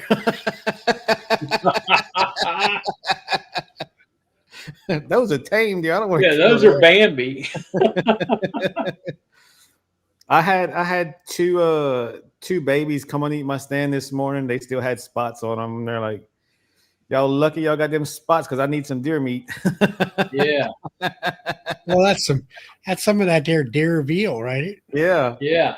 Shoot. And then I had another one come along, a mom and a baby. I let them go, and my buddy says, you know, the mama's legal. I said, well, she had a little baby. I wasn't gonna shoot that. I'm not like you. No, they're still nursing. Yeah.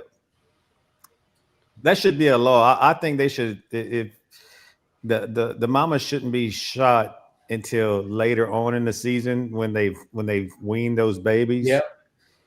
Because I do see like up in November, I'll see a lot of fawns walking around the woods by themselves. They will survive. You know, Yeah, they'll survive down there easily. Yeah. But it's like they'll come walking right up to you in the woods. It's like because they don't have that older one to teach them how to, you know, They don't have that fear. stay away, the fear, you know, and Yeah. stuff like that. And I see some of those guys go to the check station because where we hunt it, we got to go check them in. And on the opening weekend, it's mandatory when they bring in little ones in there that, you know, 30, 40 pounds. I'm like, gee whiz, let that grow. What's an average size deer? How much weight? How much they weigh? 100? Oh no, they get big down here. I killed an 8-point that was of course I had gutted him in the woods, but he was 165.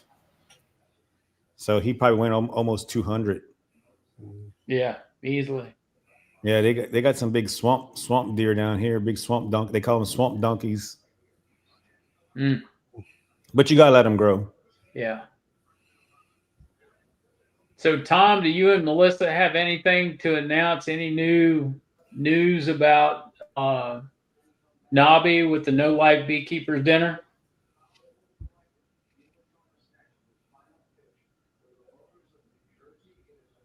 Come on in here and talk to us.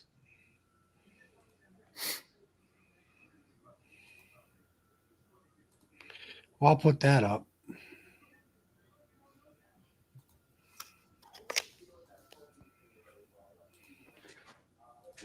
Tom's preoccupied. Here, click on that, Bill. There's the Nobby dinner.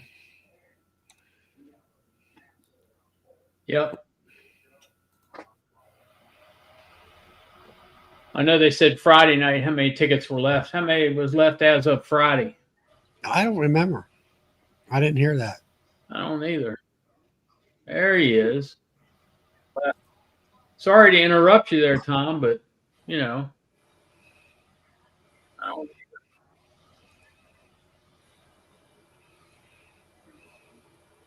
You there? Yeah, can you hear me? Yeah. Yeah. I had to close the other side. There was an echo. I had the other side open. I was sitting back to it. I need to ask Melissa that question. I think there was. I don't know if there's any new news. I'll say that. Okay. Roughly 80 tickets that have been. I don't want to say sold. I'll say reserved. I just had somebody message me tonight about. Well, actually, I'm sorry. That was for something different. Forgive me. Yeah, I don't know if there's any like new news at this point. There's been, a handful more donations toward it and such. So I think Melissa had. I can see if she'll come down here. She was upstairs cooking. So hold on a second. Let me call her down here. And she's the one that handles this a lot more than I do. So I'll ask her. I'm too lazy to walk upstairs. She's gonna burn your supper is what she's gonna do. Hey, do you have any new news about the Nobby dinner?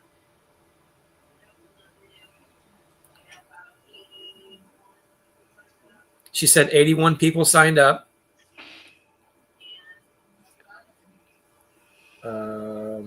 Did you hear back from the pizza place or not? Okay, sounds good. Thanks. Bye. Yeah, so she had actually sent. She called the pizza place that we'd all referred. We were at last year, Craft House Pizza, which was like, I don't know what, a mile and a half from the. I'll call it the Nobby Ground Zero, the conference hall, whatever.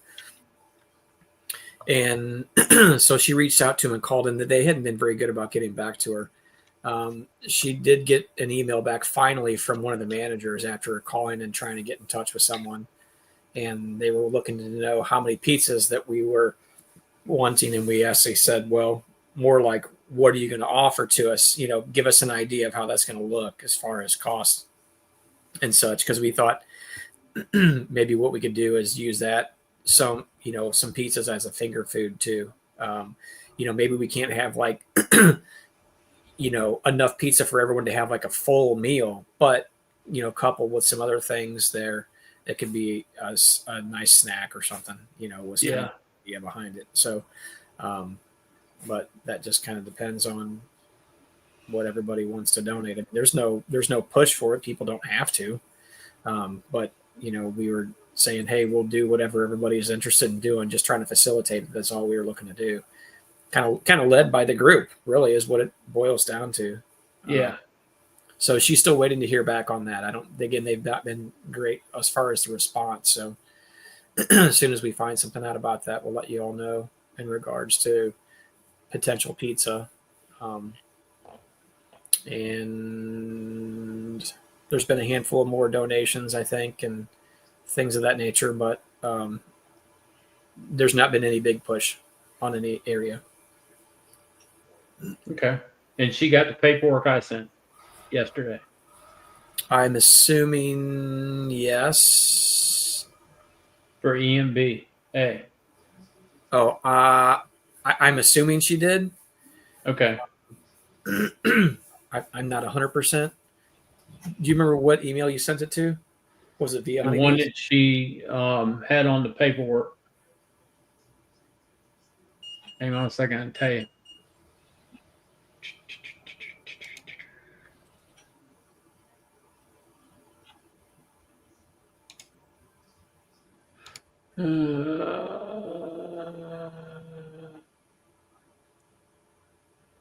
Let's see. I gotta remember which one I sent it from.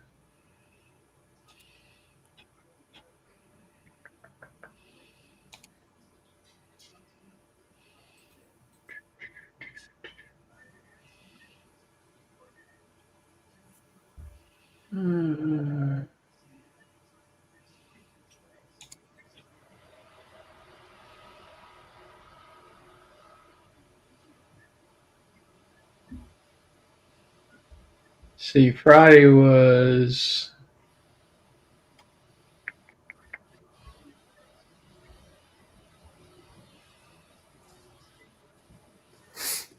which one did I send it from? Oh, this is ridiculous. I can ask her here shortly and then message you.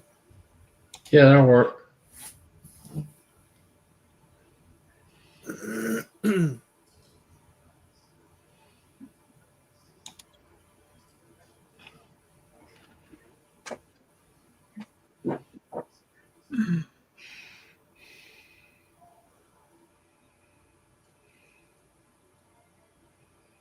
It's hard to tell which one I used, Tom.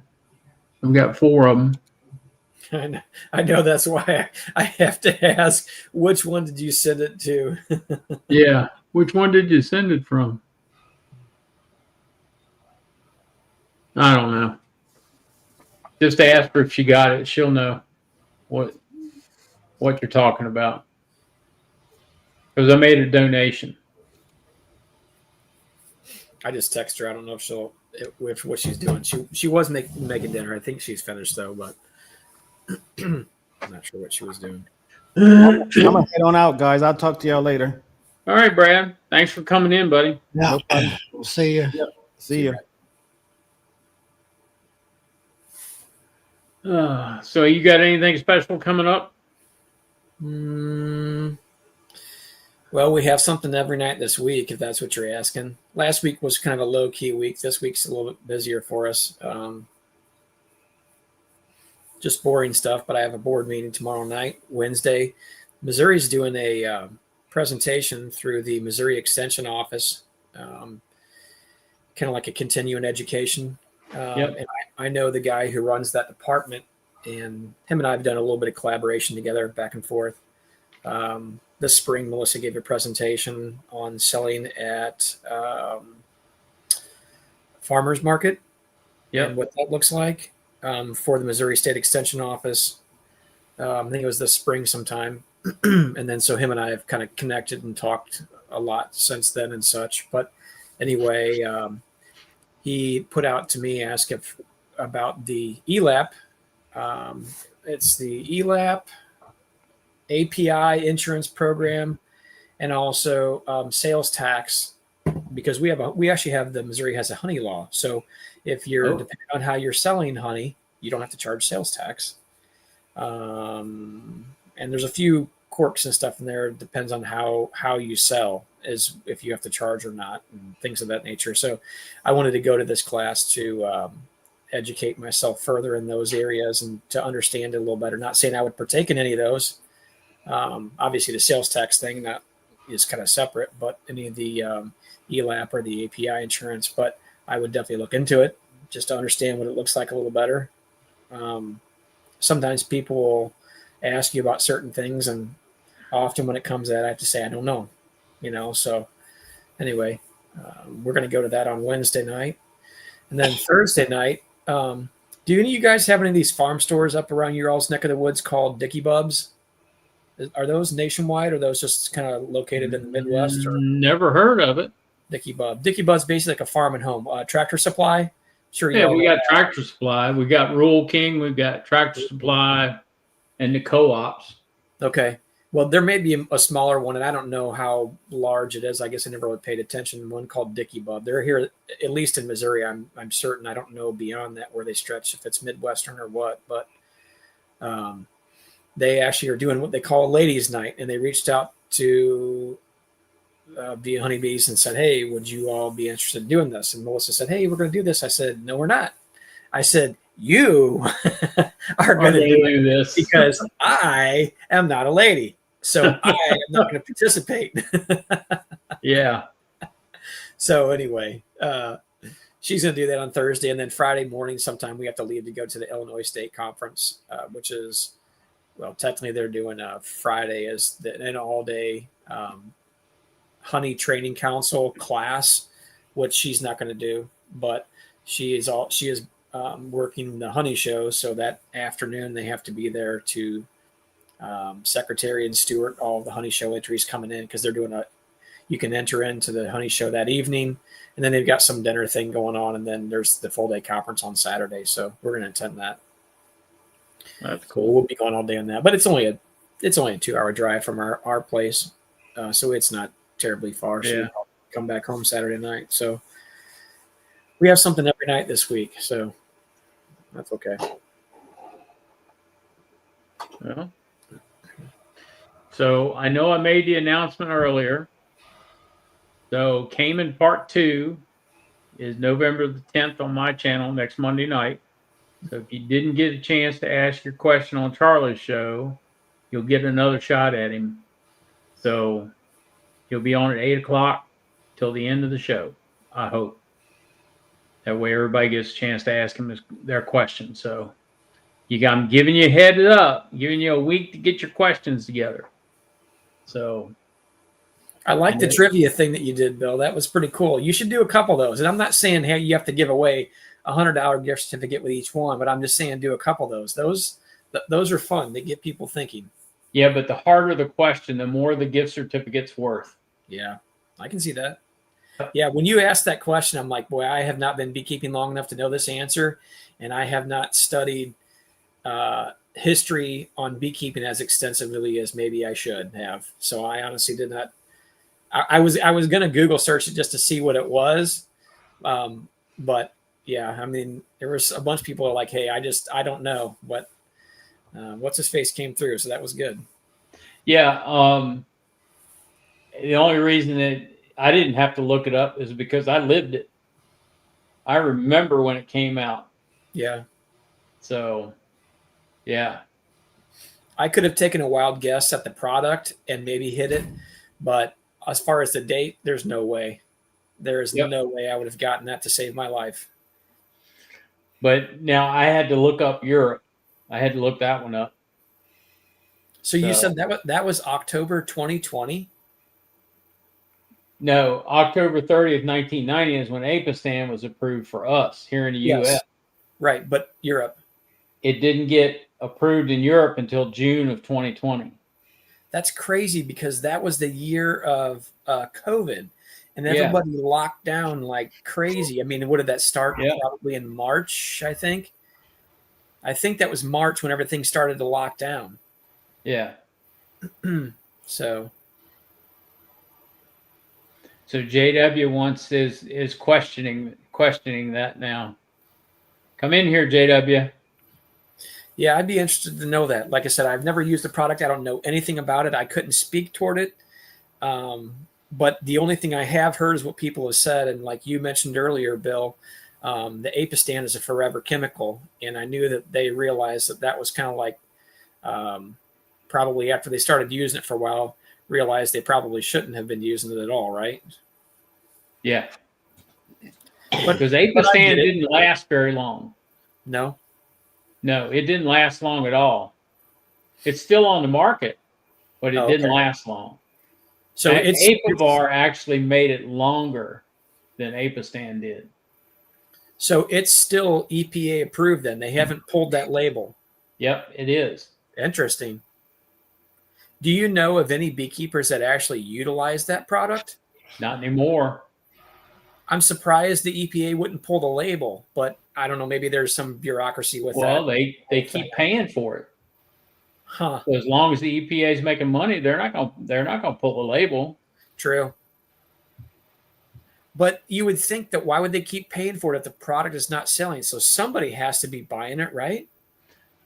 Yeah, somebody's buying it somewhere. Huh. That's crazy. I'm curious to know what JW thinks about the date, though. I'm just curious. Yeah, I am too. That's why I tried to get him to come in here. He makes that statement and then he goes radio silent. I know. I think his wife bosses him around and just doesn't let him do things, and he acts like that he's the boss over there. But in reality, I don't think so. I don't think that's the case. I see Apistan and Cuma or whatever it was still being advertised, or like it's something old, but now it's it's been out of circulation. It's good now. I don't know. Yeah, Apistan and Kumafos is still out there. Fumiglin's still out there. Because Fumiglin's used for dysentery and European foul brood.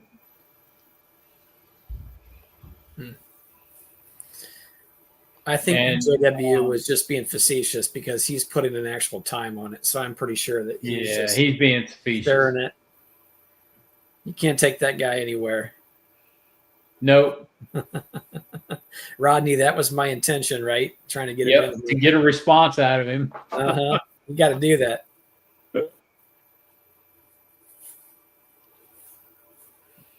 Rodney, we got to poke him every now and then to make sure he's still there. Hey, Charlie, Bill, I know you guys brought the Jeremy gentleman on here or had him come on or whatever from Texas. And I think I've seen him once, maybe twice before. I don't really know who he is. He's down in Texas. Is that what he does for a living, is beekeeping? I don't know what he does for a living. I know he keeps bees. He's a computer kind of a guy. Yeah. Okay. And he had a bunch of bees and hives and stuff, and then him and his wife and the kids at the time were gonna move back to Alabama or someplace where he originally come from, and he had sold everything off, and then him and his wife split, and now he's got a new wife as far as I know. And he's she's helping him in the bee world a little bit, and Oh, okay. he's rebuilding. And the problem I seen with him is he had them Texas crazy mean, those killer bees, as I call them. I see. I mean, they're on you, and he's, from what I gather, requeening all that stuff. They're not as bad. Yeah. Kids are getting a little bit bigger now to help out. Oh, that's cool. It would just be So extremely you might say difficult. he's in the process of rebuilding his bee business. Okay. It just seems extreme. I mean, whether you like to get stung or you don't like to get stung, it's more, for me anyway, was the fact that it's extremely hard to work bees when they're being overly aggressive. You can't get them off the tops of the frames because now you're smashing bees because they all start pouring out, and it's just kind of a vicious cycle, it seems. Yeah.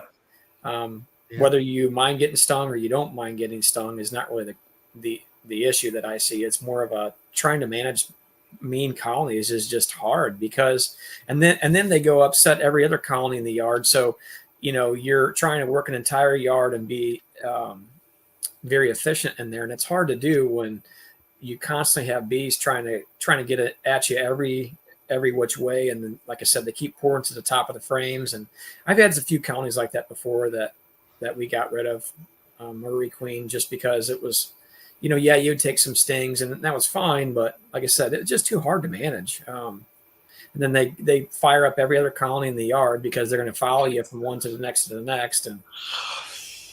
I don't know. I'm glad we don't have that problem in St. Louis. Yes, you can have aggressive bees, but I would say you definitely don't have any Africanized genetics. Yeah, yet. I mean, I have aggressive bees. I might have a hive. Yeah.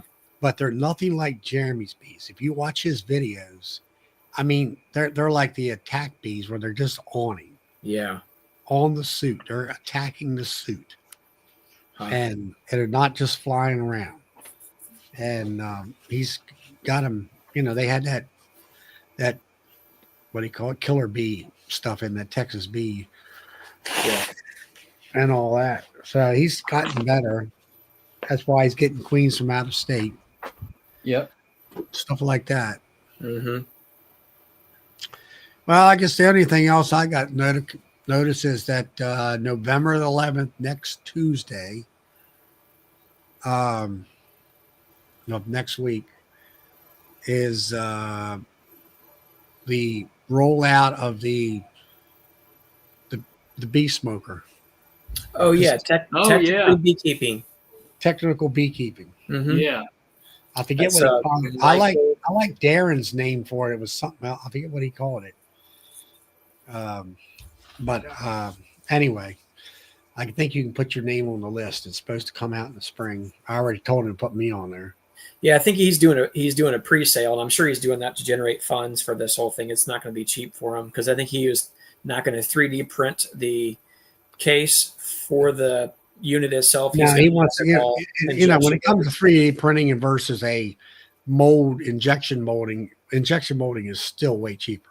Yeah, it is. Well, short term, no. Long term, yes. And Michael's the guy to talk about that. He's the injection molding king when it comes to that. That's all that he does every day, all day. He can tell you all the ins and outs of the types of plastics, the UV additives, and all the jazz and stuff like that. Him and I have had some conversations about it because I know pretty much nothing about injection molding, but I've seen some of his machinery, and him and I have had conversations about it. So it just kind of interests me, just understanding how different processes are done and such.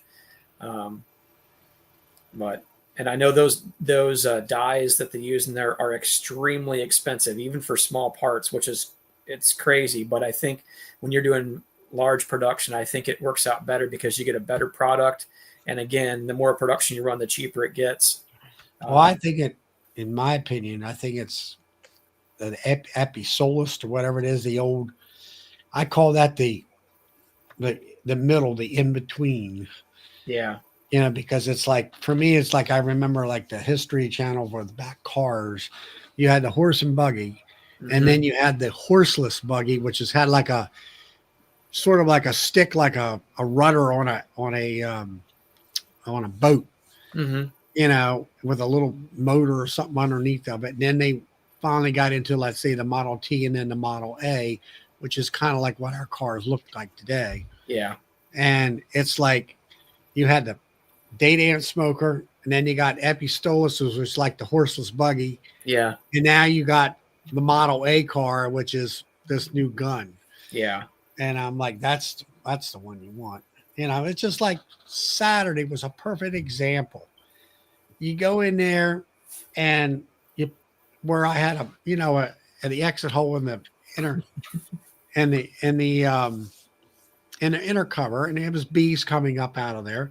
All I needed was, a couple puffs to push them down so I could cover that hole up, Yeah. And I'm just thinking to myself, I said, yeah, I could have pulled the trigger 2 or 3 times and it would have been done. Yeah. And not having to sit there and pull the trigger on the torch. Yeah. Yeah, I'm like DC. I don't use the smoker often enough to justify buying one. Yeah. Well, he hasn't released a price, and I even seen when he talked about releasing it.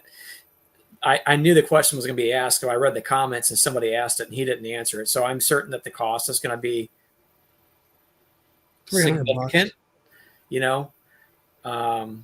but and I mean, it's probably hard to gauge what you're going to get on this, but I think he'll sell some. I don't know how much it'll do long term, but I mean, I like his innovation, and he's really, I mean, if you just talk with the guy for a while, he's a pretty particular guy. And I'm telling you, I mean, if you can understand how a person operates, you can understand that if they're going to build a good product or not. And I really feel like he's putting in the time, effort, and energy to this thing.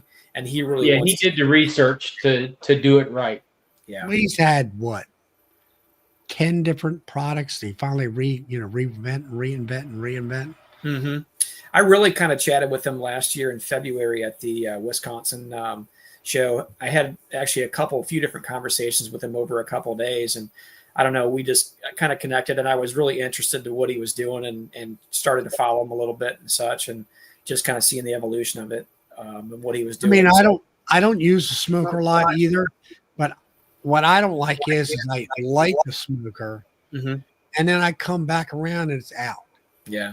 Yeah. And people say, well, you got to learn. I said, I don't want to sit there for 20 minutes to get the darn thing. I just want to pick it up, pull the trigger, blow a little smoke. I'm done. The one thing I've seen people utilize, and you kind of get down south a little bit, is the pine straw. It seems to work extremely well. We have some pine trees here, but it's not like when you go to other areas in the south. Yeah, but like come on out here and I'll give you 50-gallon bags full of it. Yeah, but we have white pine straw, and then you go down in Georgia, they bale it in bales down there, and that's what they use for mulch. Yeah, and it's like sticks. Yeah, those Georgia pine trees, they got like this. I mean, they're like a pencil. It's almost long needle pines. So what's interesting about that is, you guys know that I landscape. So I had one customer one time request that. She didn't want mulch, she wanted pine straw. Now the cool thing about pine straw as a mulch over wood chips is when you get water will run through it. It doesn't typically wash it down on a steep hillside, whereas mulch will get washed down, right? Yeah. So the interesting thing about that is I'm like, you're asking for something that we may not be able to get a hold of. I said, this is a Southern thing. So I started doing some research. There was one company in St. Louis that sold bales of pine straw. The only place you could get it from, and it was not cheap. And they're like small bales, basically like a small little hay bale, if you will. And I don't remember now what I paid for them, but I told her, I said, these aren't cheap. And I'm like, you're going to spend a lot. She said, that's what I want. And I said, okay. So that's the only experience that I have with it in those bales like that. I just go cheap. I take my junk mail or my documents and I shred them. And then I go to, like this time of year, I bought another bag. You can buy a 40-pound bag of just the hardwood little pellets for like the smokers, for like meat smokers. You can buy a 40-pound bag for like $5. So I started with shredded junk mail, and then I layer it with these pellets. And those pellets, Charlie, those are what keep it burning. I can keep a smoker burning all day long with that, with those pellets. If you get it started with like junk mail, pine straw, something like that. So, and then I usually throw grass on top of it, which helps to keep the smoke cool, and to keep it, if it flips over, the little pellets don't fall out of it. So that's what I've used, and that's how it is. But Yeah. Everybody's got their niche. So did you help Daddy in the bee yard today? Oh yeah, they're talking to you. Did you help me in the bees today? You I show 'em the can't hear picture? you when you shake your head. You got to speak. Yes. Okay. That's better. You boys are forcing me on here. You won't respond to my insults. That's why we don't respond, JW. We want you to come in here. I'll tell you Good picture, Bracken. about pine straw. You want white pines if you want the straw from them. That's all I use. But there's a jillion different kinds of pines. There's red pine, there's jack pine, there's loblolly pine. There's slash pine, and that stuff that Charlie's talking about. Most of that comes from the old pine trees and down south. But Yeah, white Georgia pine, white pines. red pine, we have red pines here too, and they're real stiff and will actually stick you when you try Probably southern. That's probably southern yellow pine down there. Yeah. But it's white pine's what you want for straw, and it works great. That's about all I use. Hey, Glade. But just like I said, Charlie, if you really don't want to light your smoker every time, just take your veil off and blow on them, Mill. That'll go. They'll run right back down in that top cover. Can you make a video of that, please? Sir? Can we get a video of that, JW? Yeah, I can do it. I can. So are you coming to Nobby this year, JW? I'm always there. I want to know if Bracken's coming. You got to have a few young people there, all you old guys, to offset you. Average. Well, I'm gonna have a table set up in my booth for you and Charlie to sign autographs. Well, that probably won't happen unless Charlie wants to witness all my exes. I can't write. Hey Glade, what's up? Now, which one's that there, Bracken? Is that me or your daughter's name? This is Stella. Stella, I mean, yeah. Yeah. Somebody's tired. You wore her out today. She's not feeling very good. Poor baby. Yeah, she's got a little bit of crud. Stella, are you hanging out with your daddy tonight? Yeah, I bet you take really good care of him. Yeah, good for you. Yeah, I put a little bee suit on her and it fit the bottom part. And then for the hands, I took zip ties. And I zip tied the ends so they were nice and tight because her hand doesn't reach through, Yeah. It was getting cool enough. They were going in the hives anyways. So it wasn't like I just was taking precaution because I don't need her to get stung. So I'm going to have a California inspector come and look at my pallets and my boxes and stuff before I go so I can get a pre-inspection done. Then I won't have to stop at the border. I think I'll still have to stop, but I'll just have to show that paperwork that it's already been pre-certified and pre-inspected. Well, that's cool. Well, now, do you put yours on tarps in order to keep them clean? No, they're just on dirt. It's not, they say as long as it's not like sticking, like if you pick the pallet up and there's a bunch of dirt stuck to it, you got to clean that off. But I don't go, I'm not going to pressure wash my pallets or anything. They're not that bad. They're mostly going to look for ants, which there's no ants down there. There might be some around, but there's no fire ants like they were looking for. And then the weeds, that's what we went down tonight I just pulled out some of the weeds that was in between the boxes, on the pallets just to kind of clean it up and make it look a little bit more presentable. Mm-hmm. The cleaner. You're on 4 ways, right? Yeah. Yeah. Let me ask you this question. Do you know anybody that runs 2 ways on the tractor trailer? Nope. Everything I've seen has been 4. Yeah, I'd like to do 2 ways around here, but yeah, hauling them to California, I don't think that would be.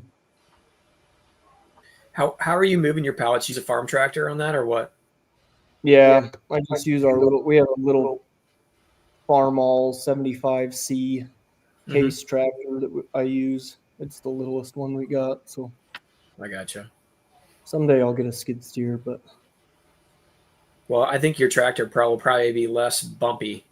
Skid steers tend to be a little jerky from time to time. Is the only negative side I see with that. and I have noticed, like, yeah, in the farm fields, the fields that I have them in, they're fairly smooth, but we get a little bit of rain and it gets pretty soft pretty fast, and that those tractors will float. You know, I can go through quite a bit of. I guarantee I could go through more mud in my tractor than I could a skid steer. You know, Now, unless I have are you talking a track skid steer or a tire machine? a tire one. Oh yeah, okay, yeah. You're probably not wrong there. Well, and then the track one too. I'm worried about. Not that I put them anywhere good, but we have one at work that's a wheeled machine, and if you don't know how to operate them, man, you can chew stuff up real fast with those. Oh yeah, for sure. Tracks are worse yet. I've had both. Have you? Tracks And that's tear the ground up worse than what the tires do. Even that's possible. yeah, and that's one thing too. The tractor's big. The thing that I like about the skid steer idea is I could put it on a trailer and buzz down the road. You know, a tractor I'm not going to put on a trailer and buzz down the road. Yeah. So I'll tell you what I'm looking at doing. I've been doing a lot of research here. I mean, I started doing some last year, but really started pushing again here this year. And I think before the end of the year, we're going to purchase a mini track loader. So like for farming, I don't know if there'd be a lot of use there unless you were using it for cleaning out, say, I don't know, you had livestock bins or something you needed to clean out. So you need something small, maneuverable. But we've got a bunch of two-way pallets that we've built, and that's my intention. But I can use it ambidextrously with the bee operation and the landscaping. What did you call it? It's a mini track loader. So look up Bobcat MT1 or 100, or look up a Dingo. Yeah, that Toro is a Dingo. Case makes one. Kubota makes one. Almost every manufacturer out there has one now. Even some of the mower companies have them. You're going to try one of those? What's that? You're going to try one of those? Oh, yeah. So that's brilliant. So I'll say that the downfall is, so like the MT100 will pick 1,000 pounds with no, it's rated for 1,000, but you can probably get a lot more than that. The problem is your pick height. So like you're not going to load a semi. The pick height is only 7 foot to the pen. So that's a downfall. So I'll give you, for example, I used my buddy's MT100 to unload, you know, the 275 totes have that big cage that goes around them. Well, a buddy of mine, he transports nukes in them. He said he can stack, I can't remember now how many nukes he gets in them. So what he'll do is he's got like a 12 or 14 foot on a F550, and he'll load a bunch of them in these crates, and he'll stack a couple crates tall. So like when I go up there to unload them, like the spring when we did it for our club, I couldn't quite reach the second one because you have the deck of the bed, then you have 4 feet, and then you have another 4 feet. So I actually had to pick the bottom one and have 8 foot of nuke sitting above it, which I'm just going to be honest with you and tell you that my rear end was pretty tight. Okay. Yeah, I bet. And I pulled it just far enough and then lowered it down. Then I'd take the top one and pick it off, and then everybody would just hand unload them from there. But it actually worked really well. We made it work. So that's the downfall, is you don't have a huge or a tall pick height. So like you can't load a semi, you know, flatbeds, trailers, things like that. You can. Do you load a specific spot every time, or are you always? So this is going to be new to me. This is going to be new as far as that goes. So right now it'll be moving sometimes from yard to yard. But my goal moving forward is to do some semi-local pollination, is to kind of create another revenue stream. I'm not going to California. I really don't know that I have aspirations. And the only way I would go there is if I had a trusted source like you have, somebody that you know, you trust, you know, that you can piggyback a load on. Because I don't run enough colonies to fill a semi to start. And I probably still wouldn't send 100% of my colonies. I would just, I don't know. It's just not my aspiration, I guess. But anyway, but again, I can use it for landscaping. That's a landscaper's machine right there, 100%. So Yeah. Do you have you could probably build a little loading dock. It'd be sweet. It wouldn't be hard to build something that would raise you that extra. You know what I mean? Yeah. If it was somewhere that was consistent, like, okay, this is my each yard, you could put a couple railroad ties or something and build a platform, you know, just to get you that extra Yep, foot. definitely.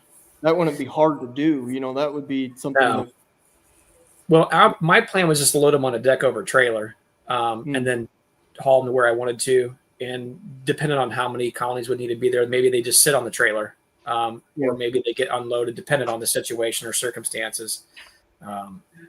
So I don't know. This is just kind of my thoughts on how I'm going to do this or work it, but we'll see. Where you been eating? Huh? those can't be cheap. No, they're not. New. I mean, they're as much as a skid steer almost now. One of those new is about $40,000. I'm not going to buy new. I'm going to suggest you might want to look at some of those Chinese ones now. I did, and I actually talked to some guys about them. Actually, the problem is if I use this for landscaping, I need it when I need it, and I can't afford a breakdown. What I've heard from people talk about the Chinese ones is, yeah, they work okay. They're not as user friendly, and they'll get the job done. But they said sometimes getting parts is extremely difficult to do. Yeah. Yep. So that would be my downfall. So downtime would be a negative for me. And sometimes they don't have a diesel engine in them; they've got gas.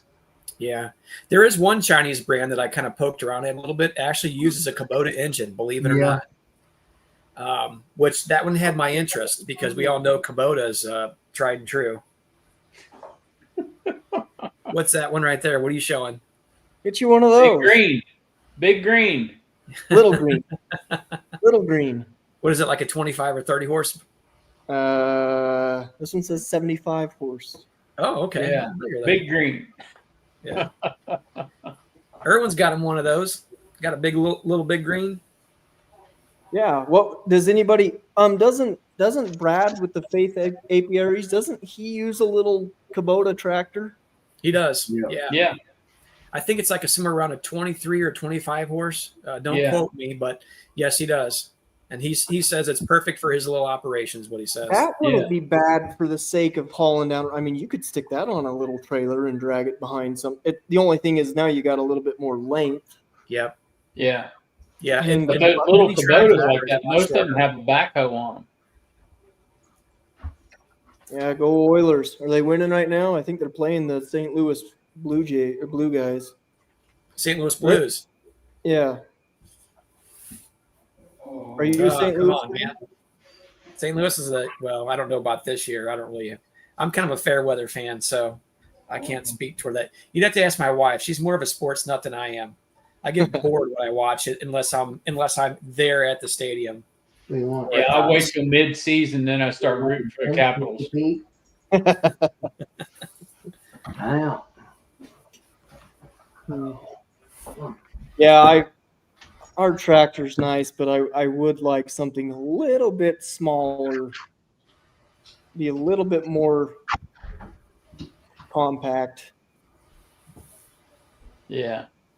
But I don't know. The tractor works good. I'm not complaining, but Be a lot smoother.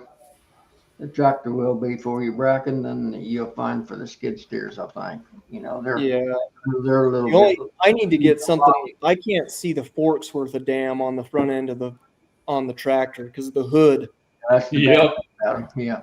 You can't see, and the frame of the fork sits up, and I can't see the tips when I get it down there on the ground. I can't see the tips. Yep.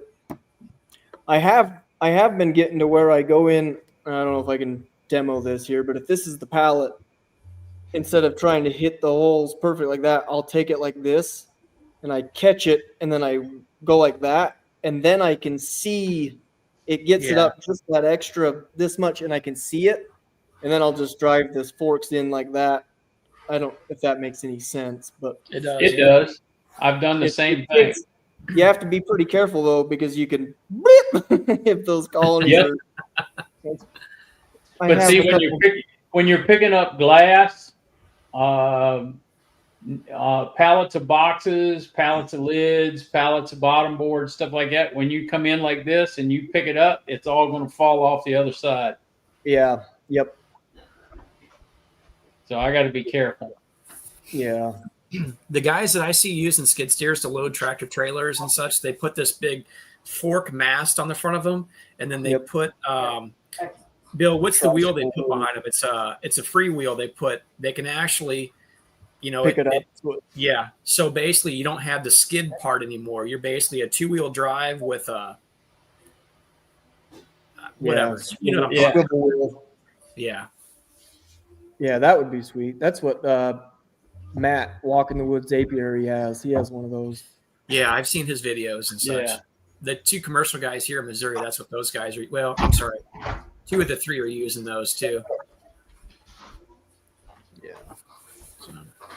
I picked up a pallet of glass the other day off the back of a tractor trailer with that 75 horsepower tractor I got. And you could feel the back of the tractor get light. I actually had to put it in 4-wheel drive to get it out off the truck. You must have had a pretty good load. A pallet of glass stacked 98 inches tall is about 4,200 pounds. Oh yeah, that's a load. And I got 4,000-pound forks and a 4,000-pound arms on the tractor. Yeah, my skid steer wouldn't even pick. I have a mid-sized skid steer. My skid steer wouldn't even pick that. It'd probably tip me on that. Yeah. So. Money. You can have anything you want for money. That's right. Yeah, you're right. You can. Yep. And that's the scary thing is I could go get one tomorrow and it wouldn't even. They'd hand it to you so damn fast. Yep. You can steal them and you can get them that way. I know a farm over there in southern Illinois we can get a couple from. Yeah, I do too. Well, I'll make a trip for a free skid steer. Only problem is, Tom, farm tags won't get me that far.